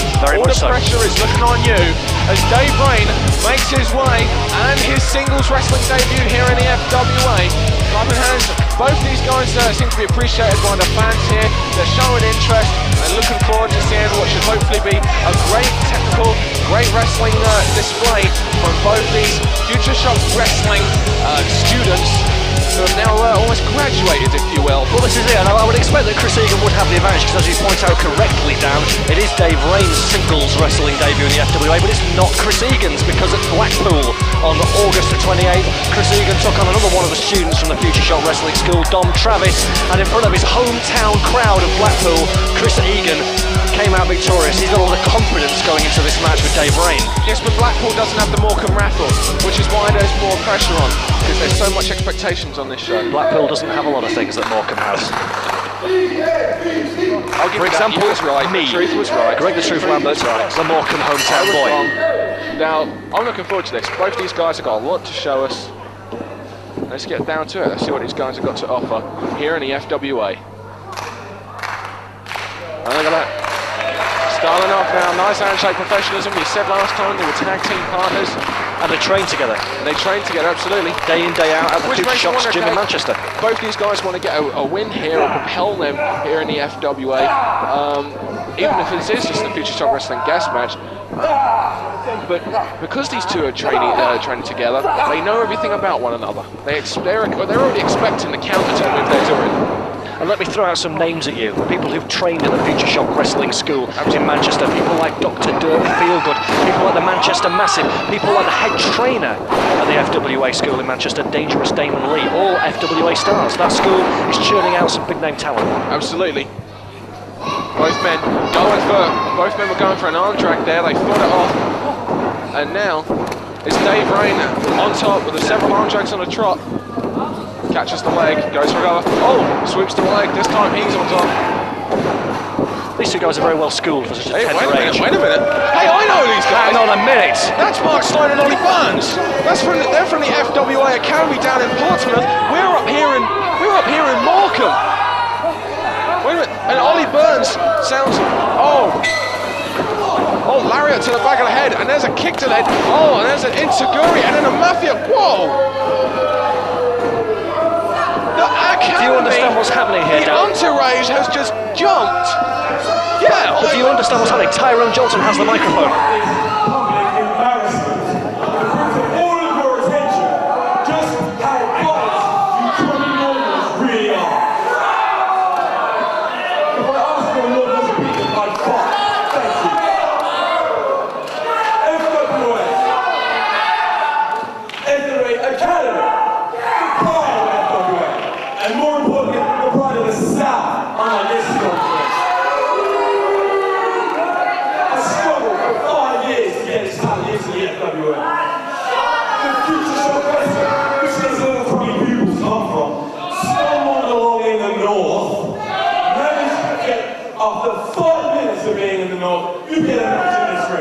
What makes you think you are worth our time? What makes you think you are worth being in this ring? Well, how about, right? How about you be something different? I like the rest of these Northerners. A Northerner is some knackers. And the Academy, you know what we got here, it seems? We have the Academy on one side, we have Future Shock Wrestling on the other side. This is a battle of the FWA training schools. You're absolutely right. I think what Tyrone Johnson was trying to say there is he's challenging Dave Rayne and Chris Egan to a tag team match. That's what Future Shock versus Academy against Mark Sloan, the head trainer of the FWA Academy, and Ollie Burns, his tag team partner. Yeah. All the wrestlers have agreed to it, the referee has agreed to it. This match has become a tag team match. The team of Chris Egan and Dave Rayne will take on Mark Sloan and Ollie Burns. This is certainly something. Well, this is something that's been bubbling under the surface. I know all about this story, Dan. I've been following and tracking the story for the best part of 2 years. The FWA Academy, Mark Sloan, is the founding father of the FWA. The FWA came out of the FWA Academy. Mark Sloan has worked. He has given his blood, sweat and tears to build the FWA Academy into the most respected training school in the country and the FWA. And then along A couple of years ago comes the FWA Future Shock Northern Training School in Manchester. They get on all these shows up north, and what happens to Mark Sloan? Okay, he's still getting a few matches, but what about his students? What about Ollie Burns? What about Tyrone Johnson? They're not getting the opportunities they deserve, and he has been furious about it. And by the looks of things, the specialist and his entourage have taken matters into their own hands. This isn't really a matter of FWA Academy vs Future Shock Wrestling in a fair contest, because I'd like to point out that Mark Sloan is on the FWA Academy side, and he is indeed the head trainer. Now, I'd also like to point out another name that Mark Sloan, I'm going to point out several names that Mark Sloan has taught. How about Raj Ghosh? How about James Ty? How about Paul Burchell? Exactly. All these people that Mark Sloan has trained. This is not the students be students thing. This is the trainer and one of his star students now. That's exactly. Two students of Future Shock Wrestling. The advantage is in the corner of the academy. Don't let me speak. I'm about to talk sense and the truth, as I always do. You just pointed out exactly what I'm going on about. That is why the FWA Academy is superior. Like you say, James Ty, Raj Ghosh, Paul Burchell. They have trained some of the cream, some of the top athletes in the FWA. Mark Sloan has trained these people, and he has trained Ollie Burns. And if Mark Sloan has trained Ollie Burns, and you can bet that he's going to be just as good as all of them, and he's going to show Dave Rayne and Chris Egan exactly what he's all about. Ollie Burns, there was some nice technical wrestling, which is the real strength out of the academy. You look at the names I just mentioned there, all three of them well versed in technical wrestling, especially James Ty. Mark Sloan is an amazing technical wrestler as well. And look at the followers, look at the entourage. They hang on Mark Sloan's every word. They are there for him, giving him support as they always do. And the mouthpiece of the academy, Tyrone, cheering on. Sloan now. Well, I think what Tyrone had to say made a lot of sense. You know, at the end of the day, this is more than just academy versus Future Shock School. This is about the north versus the south. And to be honest, I am from the north. I don't particularly like living there, to be honest. So, I'm with the Southerners on this one. Oh, that was a vicious knee there. Nearly. Oh. Dave Rayne looks winded. Oh, what's this? Double suplex? You're going to see some innovative moves where the specialists in the ring, that's for sure. Wait a minute. There's Chris Egan. Pulls him out. Double hangman's neckbreaker almost there. Both men run in. Double shot. Oh, Sloan, however, catches an enziguri. Oh, double elbow. Double back chop off the ropes. Oh my goodness. These guys are... Describe that move, Dan Reed. It was a frontline side suplex move, but it's a snap side suplex as well. That was interesting. The FWA Academy is like a dojo, and Mark Sloan is like a sensei. I would like to say that Ollie Burns and Mark Sloan are more used to teaming up than Egan and Rayne's. Egan and Rayne, absolutely. But let me tell you something. You are seeing everything that is good about the FWA Academy. You are seeing what Mark Sloan preaches to his students every day. You are seeing discipline. You are seeing ruthlessness. You are seeing how they cut the ring off and they show tag team wrestling at its very best. And this is the problem that Egan and Rayne are going to have, because they're not a tag team now. They were about to wrestle a singles match against each other. They don't have the same cohesiveness. They don't train together as a tag team like Sloan and Burns do. Side backbreaker we just saw from Mark Sloan. After that amazing clothesline, snap side suplex there. He's working on the neck and the spine. Legal tag of Rayne. Series of knee drops here. Egan trying to get into the ring there. Mike Bishop's overwinning. This allows Ollie Burns and Mark Sloan, the academy, to double team here. These guys are they're like tag team specialists, quite frankly. They're showing me something that I haven't seen from many tag teams. In fact, the last time I saw this kind of teamwork, it was a team by the name of the New Breed, and we all know what kind of success they achieved in the FWA. We're seeing at the moment what's called as Dave Rayne. I'd say that we're seeing his bubble getting well and truly burst here, Dan Reed. I think Dave Rayne and Chris Egan came here tonight expected to have a singles match, and what we're seeing instead is the Academy striking back and reclaiming its territory as the #1 school in the FWA. Oh, sunset flip there. Mark Sloan telegraphed it. Unusual for him. He got the legs over the... What's this that was chant? close. Have you heard this chant that they so disrespectfully, I'm saying, down, chant at the specialist? Speed Oh, well, up. it's What's all that about? Well, it's almost like it's enraging Mark Sloan, who then dropped a knee on the shoulders, neck and back area there of Dave Rayne. Mark Sloan does not get enraged. He is impassive. He concentrates Oh on my fishing out goodness, the that pain. was a vicious flying knee there, straight to the chin. Ollie Burns now gets tagged in, setting up, knife edge chop. Notice how they're keeping Dave Rayne in their corner. They are acting, like I said, like tag team specialists, making quick tags, keeping them in the corner. And now they're taking Rayne to the... They're taking the air right out of him, all the pressure now. And one more point now. Really impressed here. One more point you were saying earlier in the show about the revitalisation of the tag team scene here in the FWA. Yes, I was about to come to that. Team Future Shock and Team Academy be welcome additions to that tag team scene. I would love to see more of Team Academy based on what they've done, as long as they change their attitude. Wait, there's a tag! And Egan is in! Ducks the clothesline! Hey, Springboard! Egan's in the ring illegally. He's in the ring illegally. Mike Bishop will turn around in a minute. I'm impressed here! Wait a minute. A double speed kick DDT there. Double kickstart DDT there even. The referee's got to realise that there was no illegal tag made. There you go. Mike Bishop showing why he is one of the #1 officials in British wrestling today. Yeah, Bishop now, but there was a tag, right? There was no I tag. saw it. No, there wasn't. Unbelievable here. And now there's the unfortunate great tag team wrestling of Mark Sloan and Ollie Burns. Mark Sloan dragging Rayne back to his corner with Ollie hitting an elbow drop right on the back. An unbelievable display here from the FWA Academy team. And they've just rained on Dave's parade. No. Dave Rayne, on the other hand, has shown me some fight, so I wouldn't go that far. And there's more fight from Rayne with that right-off like clothesline, a jawbreaker, series of moves that he's struggling to get up. Oh, he went for the...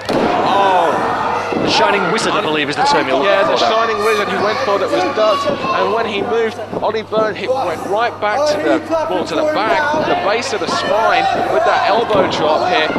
Dave Rayne showing some inexperience when he should have been going for the tag when he hit that several moves together. Look at the quick tags in and out. Look at the confidence. Working as a team, they are out of the holding alter one age. Oh, that was both shins there, all the way to Mark Sloan with both shins going straight into Dave Rayne. And this whole match is it's been one-way traffic for the speed bumps. I'm sorry, for the FWA Academy. You show respect to Mark Sloan. Look how the specialist went straight to his corner, as if he was showing the way to his students, teaching them how it's done. I like to see that.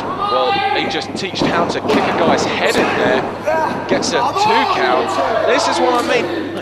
Nobody's raining on Dave's parade, as you just put it just yet, Greg Lambert, because Dave Rayne is still kicking out, and if anything, while he hasn't had a lot of offense, he's shown me a lot of fight and a lot of heart here in Morecambe for the FWA, because he realises how important it is.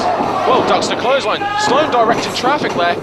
Dave Rayne there saw what was coming. Oh, that was interesting. Now, he's going for the tag. You'll see in a minute. Why is he going for the tag? 1, 2, Dave Rayne not going for the tag. Sloan back in the ring. A series of forearms now. Sloan now charging up for that lariat. Wait a minute. You are joking me. Sloan back drop on top of Ollie Burns. And there's the tag. Finally, he realises it's time to tag, and he's now waiting. He's waiting on Sloan and Burns to get up and charge a series of clotheslines there. Catching him on the shoulder there and the upper part of the chest. And there's a flying elbow, beautifully done. Chris Egan, Sweet 16, never been kissed, and looking at that ugly mug, I can understand why. There's no relevance to professional wrestling in that whatsoever. Oh my goodness. Chris Egan nearly lost his head from that insecurity. Oh, telegraph that. What's this? Rayne now, turn him over. Wait a minute, that's a step over. And come back again. That was a bit of an educator. That was like giving a wrestling umbrella to Dave Rayne. And here comes Egan again. Oh my God. Oh my goodness now. That's an Arabian clutch. variation of a cutter Hajime and an Arabian clutch. There's Rayne. Going for a Northern Light suplex. No, wait a minute, what's this? Oh! Very innovative move there. He cradled him up and turned it into a faceplant suplex. It's Rayne's torrential. Oh, I can't believe that. That was a downpour. They call that move the downpour, Dan Reed. Did you know that? I do. I've just called it. It's called the downpour. All 4 men down. The academy have been impressive, but so is the heart and spirit of Rayne and Egan. And there's Sloan now. Oh, wait a minute. We've seen it. Oh, tomorrow driver. Yeah, he's gone. That's it. That's it for him. He's calling Ollie Burns up. And I don't know what it is that they're talking about, but I don't like the looks of it. There's Dave Rayne. Wait a minute, what was that? He was going for something. Whoa, that's... Now we're seeing the Academy's dominance. We're seeing why they are the #1 training school in the FWA. We're seeing why they've been around forever. Mark Sloan. Rayne's in pain. That's it. There's a variation of a crossface there with a knockout kick. He's out. Come on, ref, just call it. It's obvious the hand's going to drop. Come on, just call it. That was one of the most devastating kicks I've ever seen, Dan Reed. It knocked Dave Rayne into the middle of next week. And unfortunately, the Academy just gave a lesson to the students of Future Shock Wrestling. That's what I said. Future Shock is a great school, but the Academy's been around longer. Mark Sloan is the founding father of the FWA, and he took, quite literally, the Future Shock guys to school. You and I don't agree that often, but we agree on one thing. That was an impressive display from Team Academy, and the Future Shock are left with an aftershock, if you will, and it's remembering that Team Academy just really had their number, but I really would like to see more of both these teams in the FWA, especially the Academy, to see just how well they would mix it up with the rest of the great teams in the FWA Tag Team Division. Hey look, Rayne's on the floor. That would be a puddle, Dan Reed. I've got a million of them. You know, if Dave Rayne ever wrestles again, which I very much doubt after the beating he just took, I'll roll out a few more for you.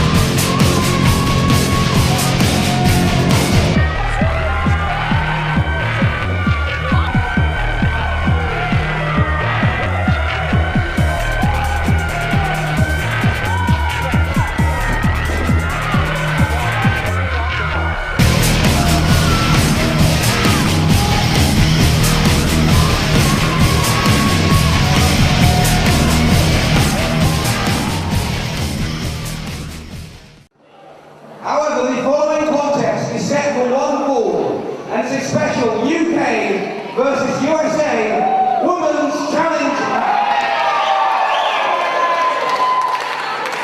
Introducing first.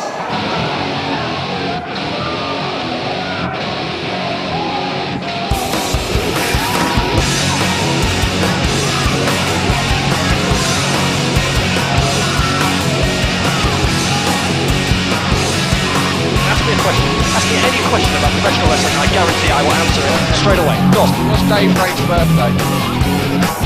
January the 4th, 1979. He's that old? Yes, he's had a hard life. Oh, okay. Very good. Put it this way, if he wasn't old before, he certainly is now after Mark Sloan kicking him in the face. Well, let's get on with the match that's about to take place.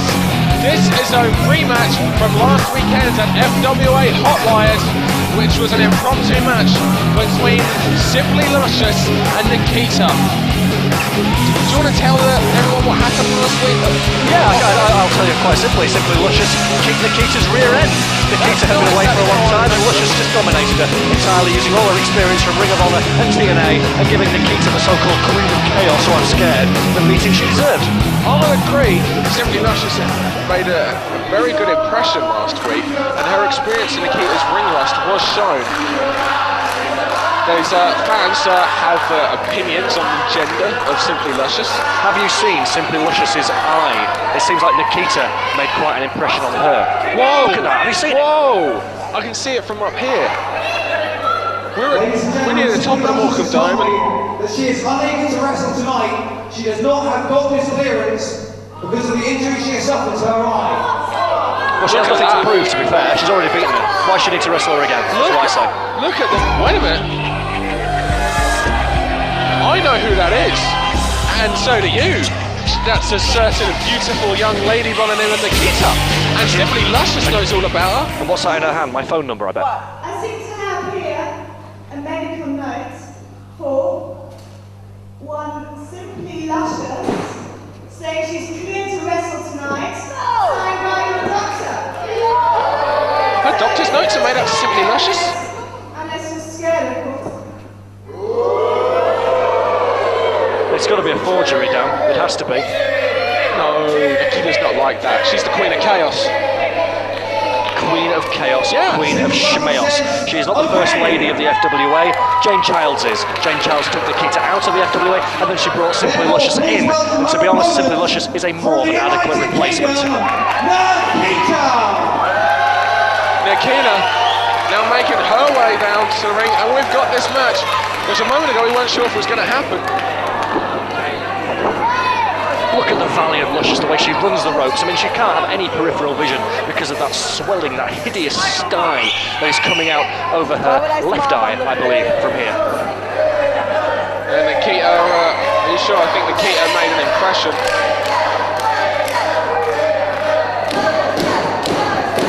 Simply Luscious trying to get the fans into cheering for her. Now she's trying to get in China and USA. I don't think that's going to happen. Not that we have any problems with our friends across the pond, but Nikita's half German anyway. I don't understand why. yes, it just goes to show that we can all forgive and forget. And what a lovely collaboration there between the Germans and the English in a beautiful Nikita. If that's the way it always turns out, do you know what? God bless our reunion. Do you know what I think? There's two images I have in my head every time I see Nikita. The first one is that time when she slapped me right across the face at Crunch I remember that. 2004. She said your glasses so far, I called them. And then the second image is when the family nearly took her pretty little head off with a chair just moments later. Well, your glasses mean a lot to you, don't they? You go that far. Yes, I believe that, yes, you did actually catch my glasses down. That's the one favour you've ever done me in your entire life. I've handed back to you. I gave them to someone else. You know, I had to go to Specsavers and get a new pair after that. Tie up. Nikita takes the head. Luscious saying that she can't see her eye, and she's using that distraction to pull on the hair of the gorgeous Nikita. I have a hard time actually talking to her backstage because She's an ice maiden. Exactly. She's an ice maiden. You know, I mean, she's as cold as ice. You know, it's not. And there's a crossbody there, and just goes to show you just what this new Nikita that we're seeing here. It was a crossbody, a pin attempt was possible. No, she wants to dish out more punishment here. Arm drag there, going straight after Luscious. She catches the arm again. Whoa, flying knee there. Simply Luscious. Luscious jumps to the outside there.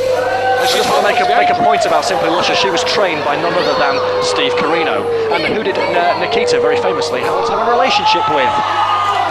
Alex Shane. And we all know the history between Steve Carino and Alex Shane, don't we?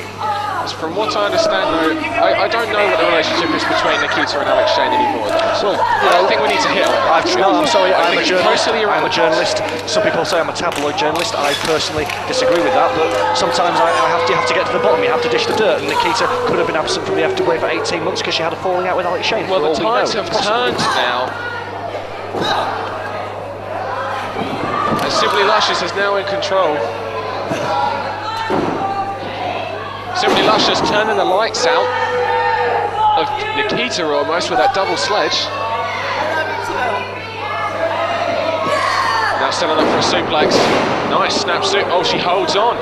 It's a Simply series. A Simply series? Yeah. We're going to simply see the 3 count here.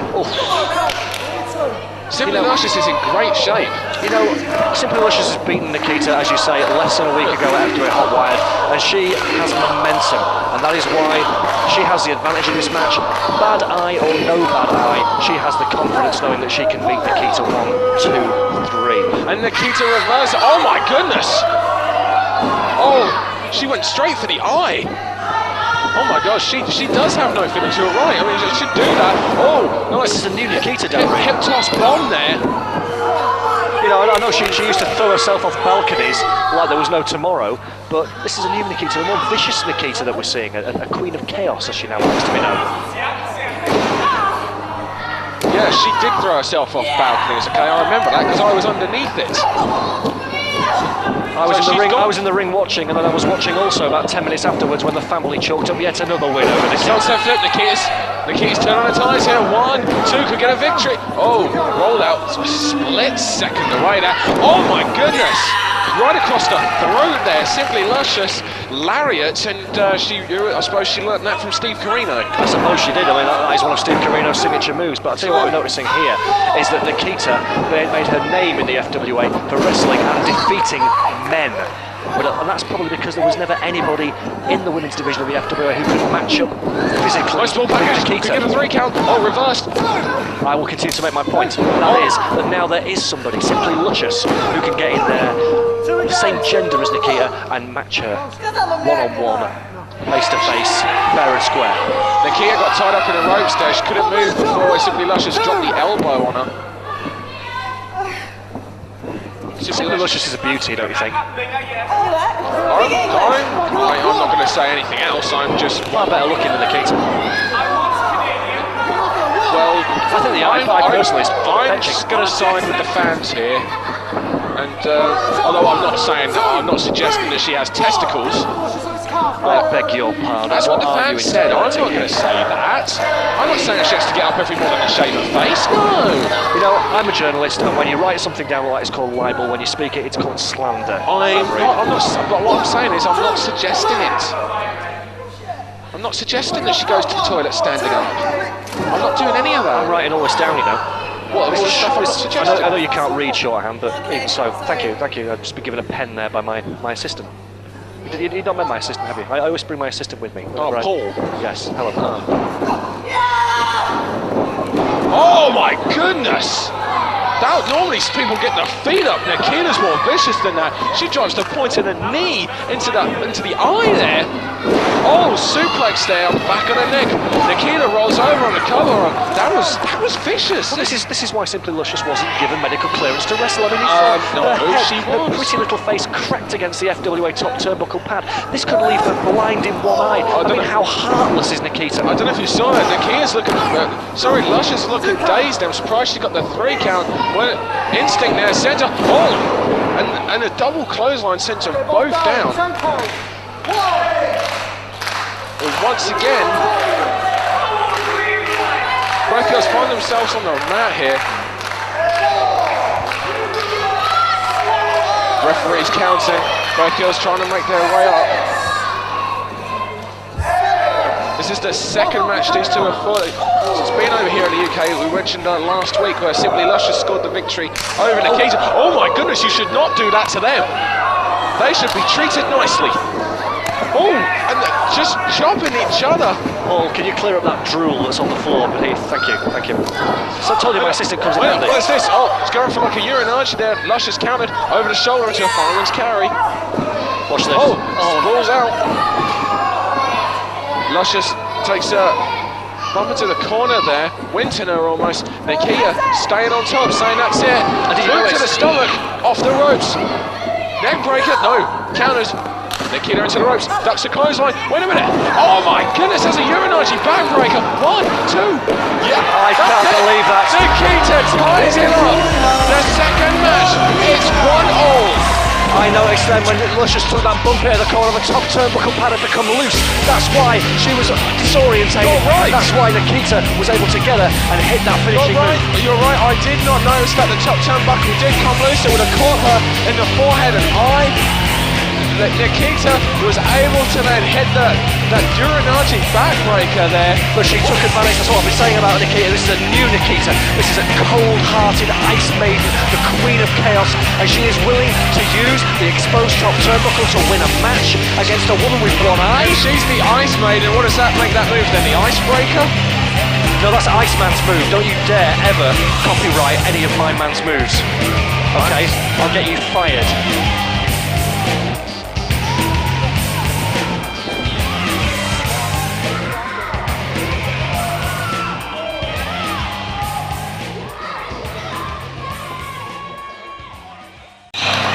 Congratulations on another big win for you here in the FWA.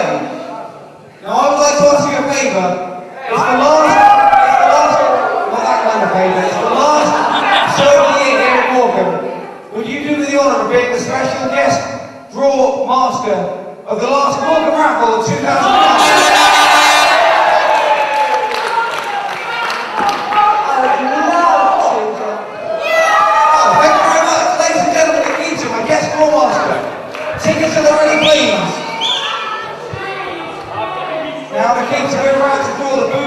mean, the consolation prize for third place is a Show Stealer Out Shane t-shirt.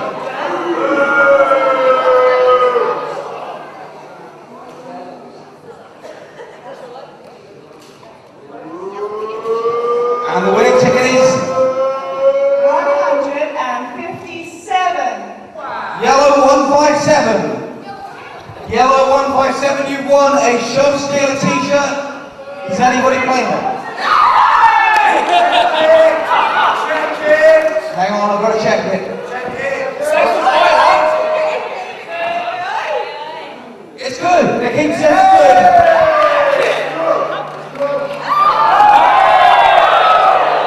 Congratulations to the young man in the front row who wins a Show Stealer Alex Shane t-shirt.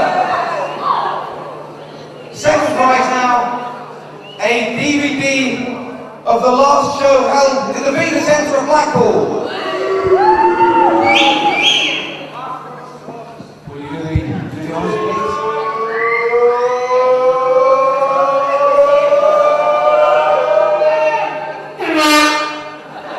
It's yellow 112, yellow 112. Should you choose to accept, we're going to check it.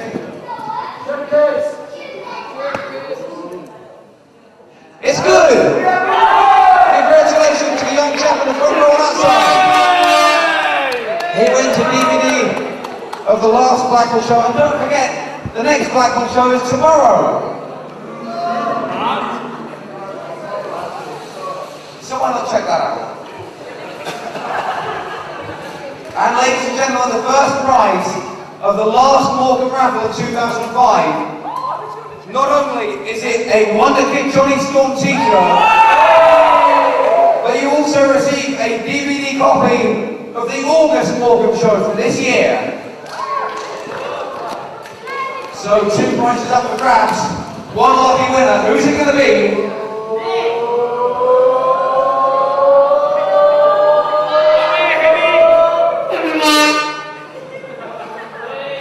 Yellow number 266. Yellow 266. Do we have a winner? Yes.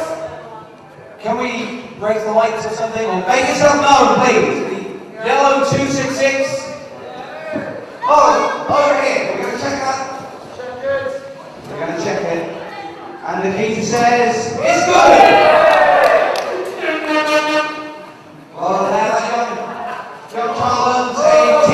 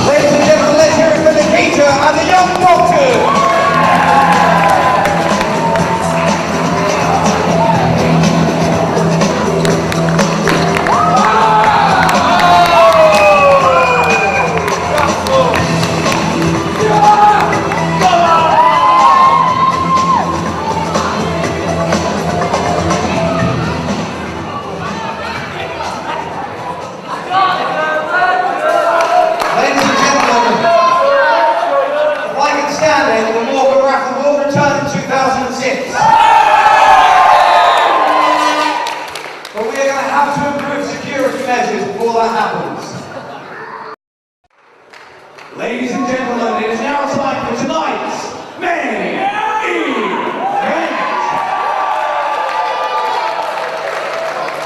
The following contest is a tag match set for one fall, and the person who scores the winning fall will receive a title shot and the show stealer Alex Shane tomorrow evening. Introducing first,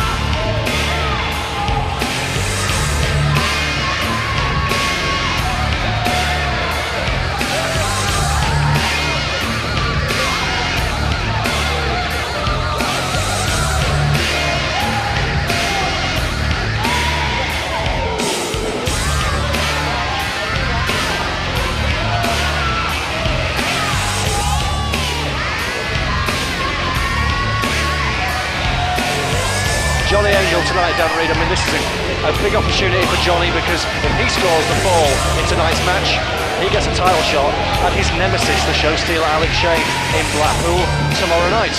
But of course, if Alex Shane wins, neither Jonny Angel nor Joe Legend nor Johnny Storm will get a title shot again. How can you see this going down, Dan?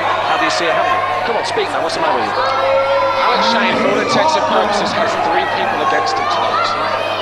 Well, as he keeps saying, the odds are always stacked against the show stealer, and this is why he is the British heavyweight champion. And I would like to point out, what are the chances of this happening? Alex Shane coming out when scheduled, as opposed to earlier when unscheduled. And what about the chance of this happening? Alex Shane being forced to team with his mortal enemy, Jonny Angel. I mean, I think Commissioner Flash Barker has got this wrong. He's been upset about Shane and Angel running roughshod all over the Morecambe Dome. He wants to keep them under control by making them team. You should not try and control the uncontrollable, and that is the show stealer, the Jonny Angel, in my book. Right. Everything is against the show stealer here tonight. Everything is. Which makes it so dangerous. He is in a tag team with a guy he knows he can't trust. In a match where if his tag team partner gets the fall, he will have to defend the FWA title against him tomorrow night in Blackpool.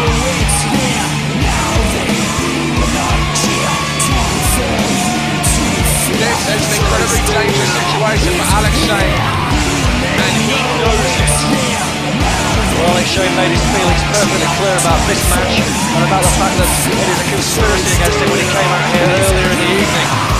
Well, this is going to be really interesting, because normally in a tag team match, Alex would be more than happy for Jonny Angel to get the winning fall.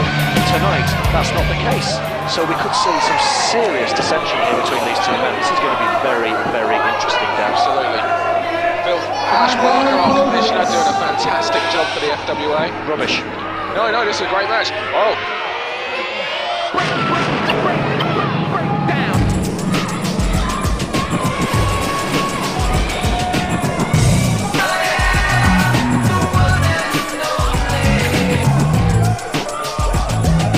Jonny Storm's here, I'm the main attraction. Why don't you have a voice?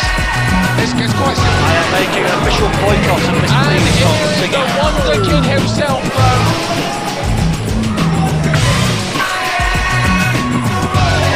nice hat, nice coat, nice t-shirt. He really is style in action. Nice t-shirt that, probably knowing Jack Storm, now has Jack Storm's tears all over it. And the main attraction, as he calls himself, Jonny Storm, the Wonder Kid, making his way now into the ring. And we've got to point out what happened earlier tonight. This is not like a fresh Jonny Storm. He got nailed with the title belt earlier tonight. He deserved it. He shouldn't have come out here and poked his nose in business where it didn't belong. Got in the face of Alex Shane when he was trying to teach Jack Storm what I've been saying all along, that Jack Storm needs to stand up for himself and be his own man. Well, Jonny Storm certainly standing up for himself now, because He's in there with the two men who's facing this tag match, Jonny Angel and Alex Shane, and he's actually got into the ring and squaring up, especially with the FWA champion, and the music hits, and we know who is about to make their way to the wing right now. The man who last Sunday night in Broxbourne defeated Alex Shane in a non-FWA title match. It's Joe E. Legend. This man is huge. This man has Alex Shane's number. They are tied in the FWA. And you believe for 1 second that garbage that Joe Legend was spewing earlier this evening when he was saying that he didn't care who wins out of him and Johnny Storm? What a load of claptrap, Dan Reed. Joe Legend wants to win this match by himself, get the winning fall so he gets the title shot, and Alex Shane, not Johnny Storm. I'm telling you, there will be dissension between these two men. You mark my words. You really are a journalist, aren't you? You're a fountain of misinformation. Like Joe Legend, I'm an instigator, Dan Reed. I saw how Joe Legend instigated trouble with Aid Vanson and Leroy Kincaid at FWA Hotline. That gave him the mental edge of Alex Shane. Told it the way it was, Greg Lambert. He lied through his Canadian teeth, Dan Reed, in order to get a mental edge over Alex Shane, and that's the only reason why he pinned him in that non-title match. Joe Legend having some fun with the crowd. Now, obviously, Johnny Storm, the smallest man in this match, that's something that he's used to. It's not something new to him. This is what the term main event was made for. This is what the term main event was made for, Dan Reed. These are 4 legitimate stars of British and international wrestling, in the case of Joe Legend, the former WWE, TNA and Celebrity Wrestling standout performer. They are not getting the kind of reception I dare say he wants. Joe Legend, on the other hand, the fans go crazy for. Alex, no. Joe, yes. Alex, no. Joe, yes. No. Yes. No. Yes. No. Yes. No. Yes. Yay. See? They like him. You do the okey cokey and you turn yourself around. What on earth is Joe Legend doing?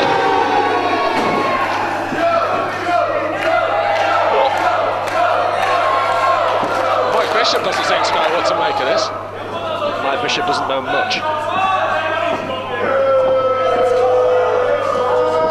Like I say, when this match kicks off, down, you are going to see some very interesting permutations indeed. Can I just point out a difference there, right?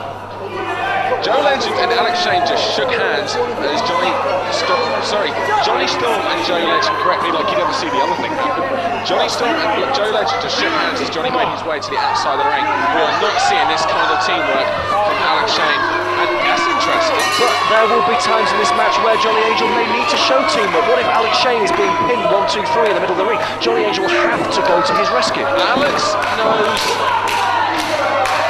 Alex doesn't want anything to do with Joe Legend, which is why he's allowing Johnny Angel into the ring. But then you have to wonder, if Johnny Angel gets himself into a position where he could get the win in full over either Joe Legend or Johnny Storm, or Alex Shane possibly interfere, or vice versa. Absolutely. This is what makes this match fascinating. There's so many intriguing and possible scenarios that are going to play out in this match as the much larger man, Legend, who's showing off some speed. Oh my goodness, a crossbody from this big guy there.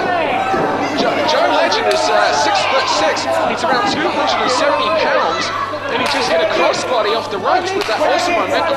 Obviously going to take. But did you see the key thing, the show stealer, running straight into the ring when he thought Joe Legend might be about to get the pinfall?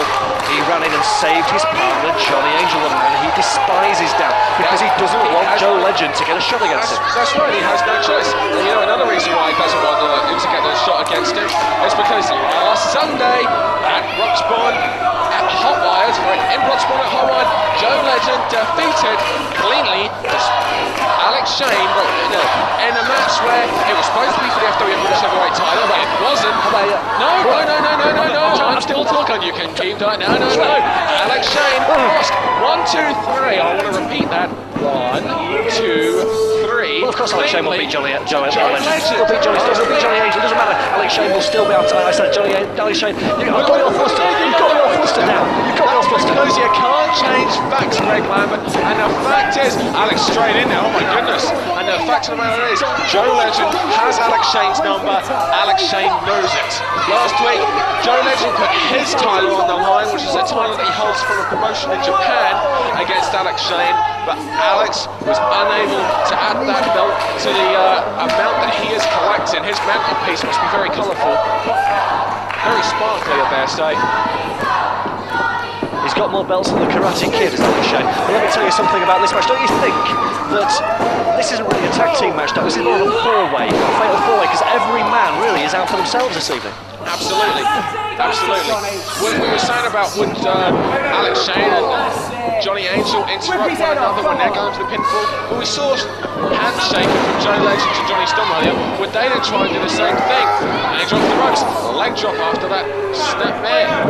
Johnny Angel is a canny ring veteran. Absolutely. Of the British World of Sport era, a survivor from the late 80s and early 90s. Absolutely. And he'll use all that savvy this evening to take his Johnny Storm.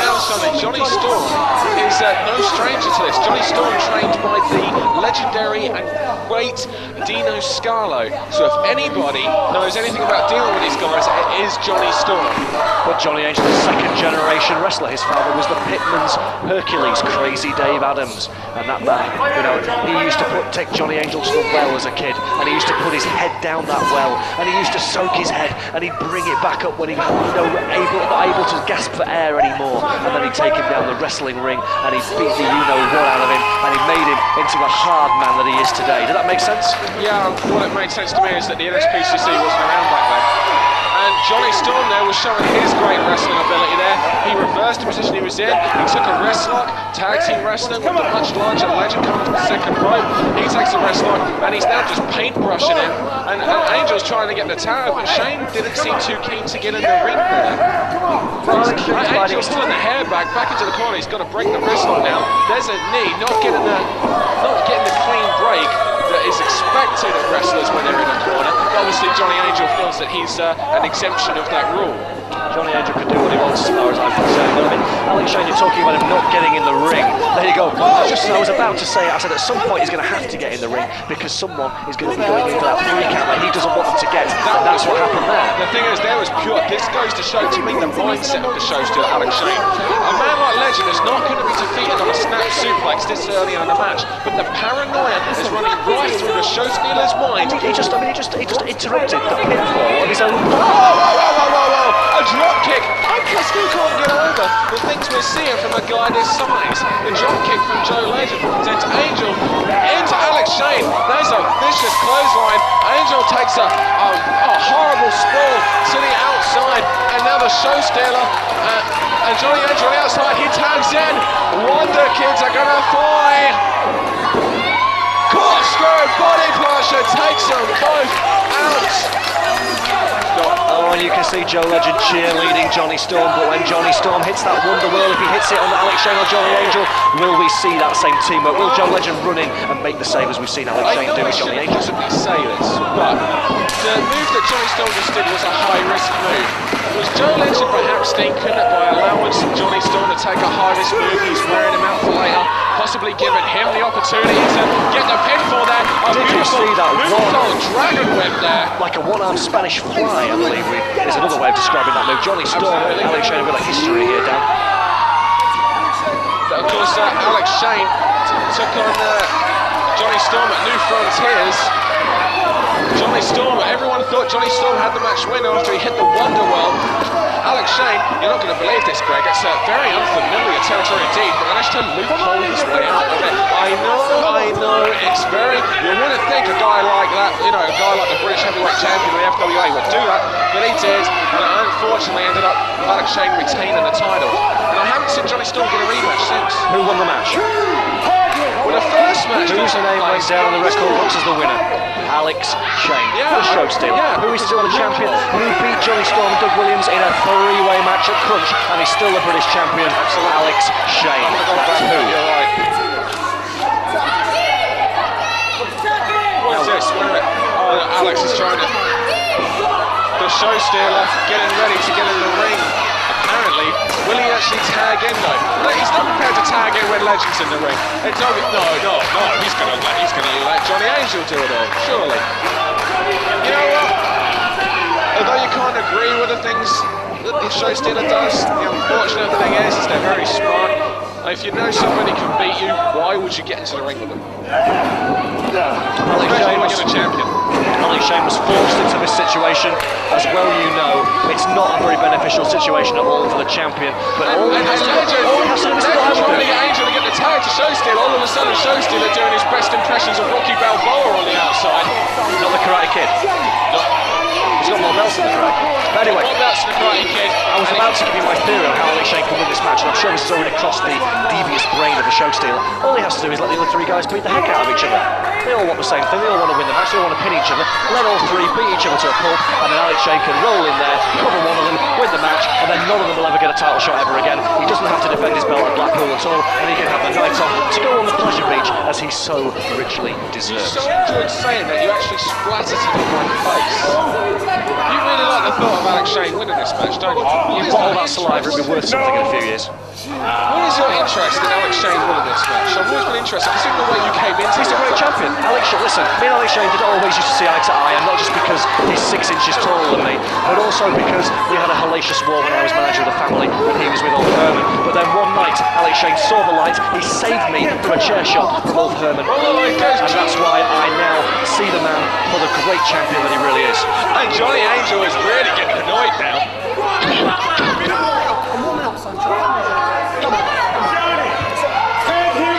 We're seeing problems here again between Johnny Angel and Alex Shane. This is what I said would happen. But the fact is, you know, this is what makes this match so fascinating. You know, I mean, Johnny Angel, Alex was trying to talk to could actually beat Johnny Angel because Johnny sees Alex for what he is, and he's allowed, like you said, Johnny to take the brunt of this match.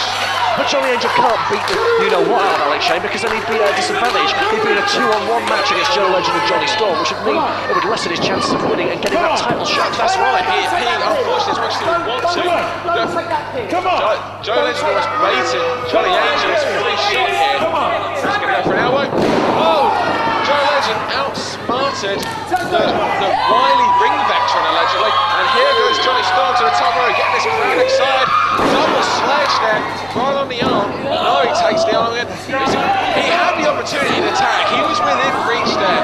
Alex Shane is 6'7". He has the long reach with his arms. He could have easily made the tag. No, doesn't want to get in the ring just yet. Alex Shane has a decision to make here, because Johnny Storm has got the arm and Johnny Angel is bending it into an awkward position. I don't think Johnny Angel will tap out. He's a too tough a guy, and that's why we're not seeing Alex Shane come in and make the save here. No, this is wearing the guy down. This is setting the tempo, wearing the guy down. Well, Joe Legend, kick-starting this here, standing on it. Extra momentum there as he drops the leg, 275-pound leg there. Oh, Johnny Storm, uncharacteristic headbutt there to the arm.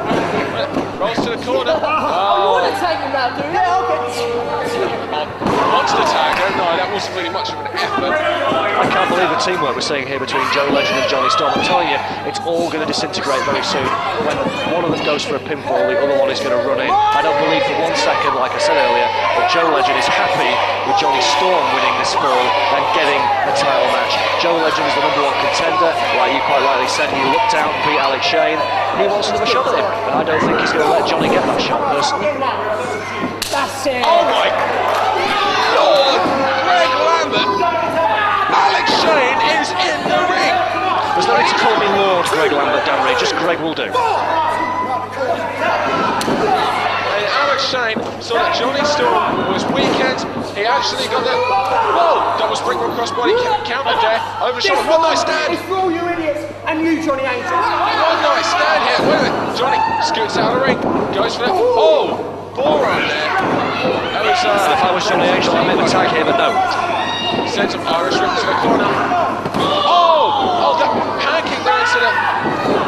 Oh my God, he turned it inside out. It's not hard to do a low blow on a short stop like Johnny Storm, that's all I can say. Well, just as I was pointing out there, he only came in the ring when #1, it was Johnny Storm in the ring in the first place, and #2, Johnny Storm had just been weakened and taken off his game plan by Johnny Angel. Now, Alex Shane, due to the outside interference, the interference for his tag team partner, who's not legal in this match, is now in control of the more.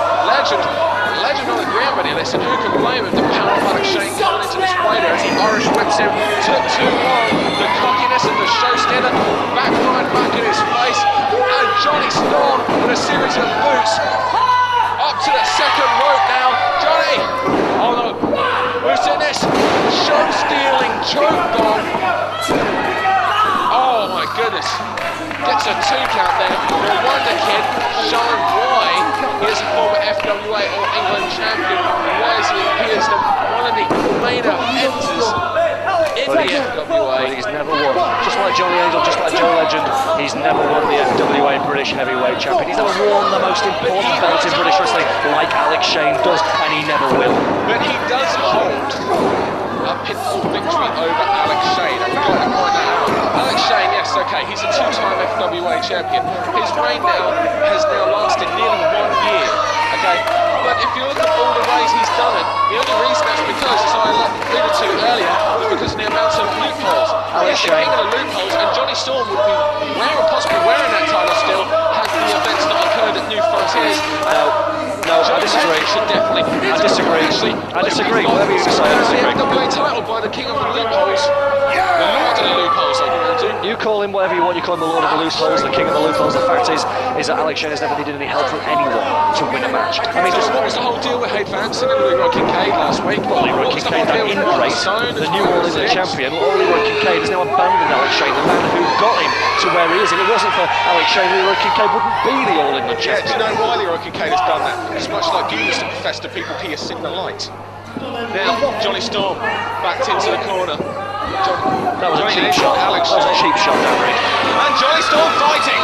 Jonny Storm, well done. Sunset flip, trying to get a pinfall victory here. No, too much weight, too much strength, too much power. Too smart, Johnny Angel there. Johnny Angel, but it was a closed fist, which is illegal here in the FD. I'm surprised that Mike Bishop did not issue a yellow card there. Oh, John has a close fist from Jonny Storm. That was an illegal close fist. I didn't see it. Mike Bishop's in the ring. That's it. That looks like an open. Oh. Neck breaker variation there. Starting with the full Nelson. He hooks the leg. That's a cocky pin. Too close there. Legend was able to paintbrush Alex Shane off. Did you notice how Joe Legend was so quick to run into the ring there, because he knows if Alex Shane pins Jonny Storm here, then Joe Legend is never getting a title shot ever again in the FWA. #1 contender or no, the same with Johnny Angel, the same with Jonny Storm. None of them will ever get a title shot again if Alex Shane manages to get the fall in this match. There's a front chancery there on Jonny Storm. Johnny had the opportunity to get the pin there, but there's oh, whoa, he's got him by the ears. Greg Lambert, it's the FA Cup. It's in Joe Legend's hands. Oh, and the referee did not see any of that. Joe Legend. That's a yellow card. You're talking about the FA Cup. That was a yellow card. That was a red card. That was a sending off at Wembley, in my opinion. Mike Bishop now arguing with Alex Shane. Johnny Angel made it so that Mike Bishop, it's a good tag team strategy there, made it so that Mike Bishop could not see the tag take place. Alex Shane. That's how Alex Shane, when he makes the pinfalls, he holds those arms down. He's not just laying his body weight, he's actually holding it down. He's a very underrated wrestler. People talk about Alex Shane for his great size, his big mouth, they say about the fact that he's extremely intelligent. In fact, he's a very, very good technical wrestler too. Double springboard hurricane runner there. Jonny Storm has made it, given himself an opportunity to get the tag. I wasn't disagreeing. Okay, Alex Shane isn't an underrated wrestler. He has called the shows for a reason. Who can forget his memorable battles with Solid Gold Scott Parker a few years ago in the FWA? But unfortunately now, he's not relying on any of that kind of ability. He is relying on cheap tactics and being the lord of the loopholes to get himself to where he is today. And now, Johnny Angel in the ring while Alex Shane was holding the leg, not allowing Jonny Storm to get that tag to Alex Shane, I believe, thinks to himself as perhaps the deadliest threat to his title, and that's Joe Legend. Johnny making his way back up to his feet. Oh, shade to the sheep herders there, with that double chop to the throat there, knife edge chop. Whoa, Jonny Storm unloaded. Oh, but there's that fish up there, runs it out the jaw. When Johnny Angel, Jonny Storm down. When Johnny Angel gets going, you don't see a wrestling match, you see him fight. This man is double tough, and Jonny Storm cannot hang with him if he goes toe to toe in a fist fight, in my opinion. I agree. I heard the things he was saying to you earlier in the press conference. Okay, he is a double tough man. Look at that slam. That's not just a normal slam. Oh my goodness. That's not just a normal splash. No. Gets a 2. Don't finish the shot. What? Alex, finish it. For me, Johnny. Come on, don't stop me with that. Alex Shane thinks he's telling Johnny Angel not to finish him with that move. Alex Shane just caused Mike Bishop to... Mike Bishop seems to be out of step a little bit. This is his return to the FWA. He allowed himself to be too easily distracted by the show stealer there, but, you know, each to their own. Angel now doing something incredibly uncharacteristically. He's going to the top. I've never seen Johnny Angel go to the top rope. The Angel's going to fly. Oh no, this Angel has no wings. No. He's on top. He's getting vertigo. He doesn't know what We're going to see a fallen Angel. I thought you was making reference there to a former FWA champion. No, the Angel crash landed there, and now Johnny Angel is out. Johnny Storm is shaking his head. He realises this opportunity. He's psyching himself up. He knows he needs to make that tag to Joe Legend. He's fallen. He's trying to get himself up. Angel, on the other hand, is trying to get himself to the corner to make the tag to Alex Shane as well. Who's going to make the tag first, Greg Lambert? These fans are going bananas, Dan. I mean, to be honest, I don't know who's going to make the tag. Angel, somebody Angel has to, gets 3 and it's Johnny Angel who does. He wins Johnny Storm. No! Last second. Here's Legend. Block. Uppercut. Legend on fire. Clothesline from the left-hand side. The southpaw. He is kicking it. Scoops up the 260-pound show stealer. Body slam. Picks up the mammoth Johnny Angel. The strength of Joe Legend is on display. Oh, we're going to see a meeting of the minds. Yeah, it's a double knocker. Legend, signal. 1, no. Oh, off the ropes. Oh my, double soccer kick there. That's a penalty. That's our Champions League penalty there. We could just be a moments away from Joe Legend beating Alex Shane, getting the title shot tomorrow night. 1, 2, no. Oh. Johnny Angel didn't make that save for Alex Shane. He made it for himself down. Angel reverses. Oh, it's the Cobra Clutch. Oh my goodness. That's innovative. Back of the neck. Yeah, very innovative. Charges ropes. Double momentum and a clothesline from the left-hand side. Johnny Angel as well. Laserton didn't open the leg there, but all of his body weight was over the chest and shoulders. And once again, a selfish save from the Wonder Kid Johnny Storm. Wonderwall! Oh, he hit it. Wonderwall! Oh, this is it! 2!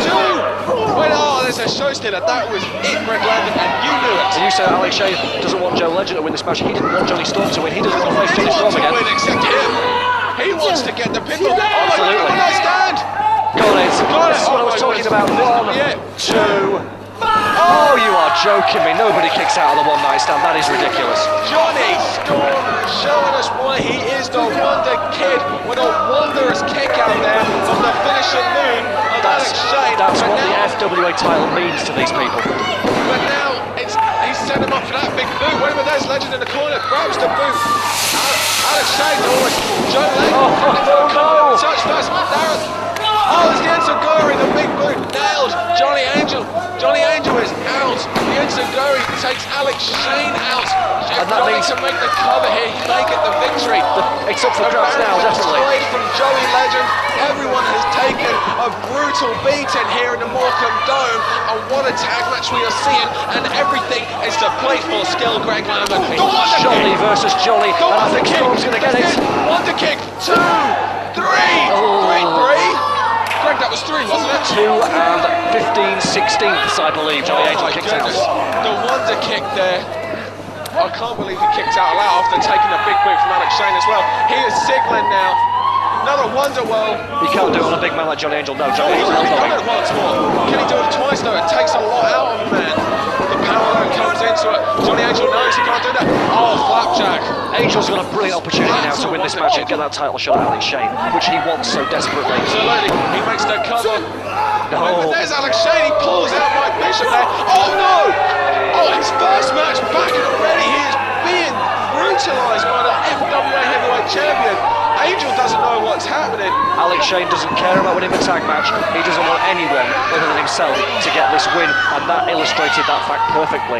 Yeah, I'm sure he'd love for this match to be ruled a no contest. And also, what would that mean? He Exactly, and also if Alex Shane loses, causes his team to get disqualified, who gets the title shot on the other team? And now we're seeing Angel and Shane going at it. Absolutely, Angel kicked Alex Shane and sent him off with a one-night stand. Angel suspects that it was Alex Shane that pulled the ref out of the ring. Come on, guys, you need to get this for either of you. Listen, it's time for a fight. It has boiled down for this. We knew it would happen. They need to get on the same page. If either of them want to get that match, if either of them want to get what they want out of this match, they've got to work together. This is what I keep saying. Legend now. Open hand shots there on Jonny. Angel. Oh, Angel ducks. Oh, double clothesline on the outside. And wait a minute, no. What's he doing? He's on it. No, repeat. It's deja vu. He has that belt. The FWA British Heavyweight title. That's solid goals. That weighs lovely. Wait just a cotton picking minute. Jack Storm! Jack Storm! Jack Storm! Oh no! Oh no! Oh no! He powered in the eyes. It got Jonny Storm with an bell shot there. Oh no! Jonny Storm catches it. It got a glancing blow, but it was enough to send him down. It's a second title shot to the face that he has taken tonight. There's no way that Jonny Storm can get up from this. Alex Shane took the referee out earlier. He's a victim of his own crimes. Jack Storm has just cost his favourite wrestler a perfect opportunity to become, tomorrow night, the British Heavyweight Champion. Oh no, we're going to see a fight here between Angel and Shane. Angel and Shane, they're going to go at it. This fans are loving it. Angel v Shane, right now. No, whoa, Angel going out. Alex is like, what are you doing? Jonny Angel doesn't want to walk out on this match. He's given him an opportunity to become a champ. Exactly, opportunity to get a shot at Alex Shane. He'd like to fight Alex Shane anyway. The two of them don't get on. With the title on the line, that just sweetens the deal for Jonny Angel. Oh, he's asking, should he? Show Steeler trying to sway him. But look who's creeping back into the ring behind them. Look who's here. It's Joe Legend. Stone cutter from Joe Legend. Angel's walking out. I don't understand this attitude from Jonny Angel. He's just given up the opportunity to win the gold, to become the man. Joe Legend hit the stone cutter. That's it for Alex Shane. And Jonny Angel's walking out on this huge opportunity. The Angel's halo has slipped down, Reed, right here in Morecambe. Angel's just in the arch right now. He's just watching this match. Legend! Oh! Show stealer! Misses the lariat. And we're down to two. Oh! Either Joe Legend is getting the shot at Blackpool and the title, or Alex Shane is never going to make sure that Joe Legend or any of them get a shot again. What's going to happen? Legend elbow there. And now this is, I can't believe he is actually walking away from this. Jonny Angel walking away from this huge opportunity. And where's Jonny Storm? Jonny Storm. What strength from the show stealer this late in the match. Jonny Storm must have serious eye damage after Jack Storm, by the looks of things, accidentally threw powder in his eyes. Clothesline. Show stealer cuts the ropes. Oh, second clothesline. There's another lariat coming up there. No, he blocks it. It's the Legend. And where in God's name is the referee? Oh, here's Lance Lenihan. 2, 3. Legend wins tomorrow night in Blackpool. Alex Shane's number is Joey Legend. Alex Shane. We're getting the third and final, hopefully, match in this feud where I predict, Greg Lavin, we will crown a new FWA British Heavyweight Champion. Like a bad penny, Lance Lenihan turns up, makes the 3 count, and I can't believe it, Dan. Joe Legend has pinned Alex Shane again, but I tell you what I want to know. 2 weeks on the chops. I want to know something.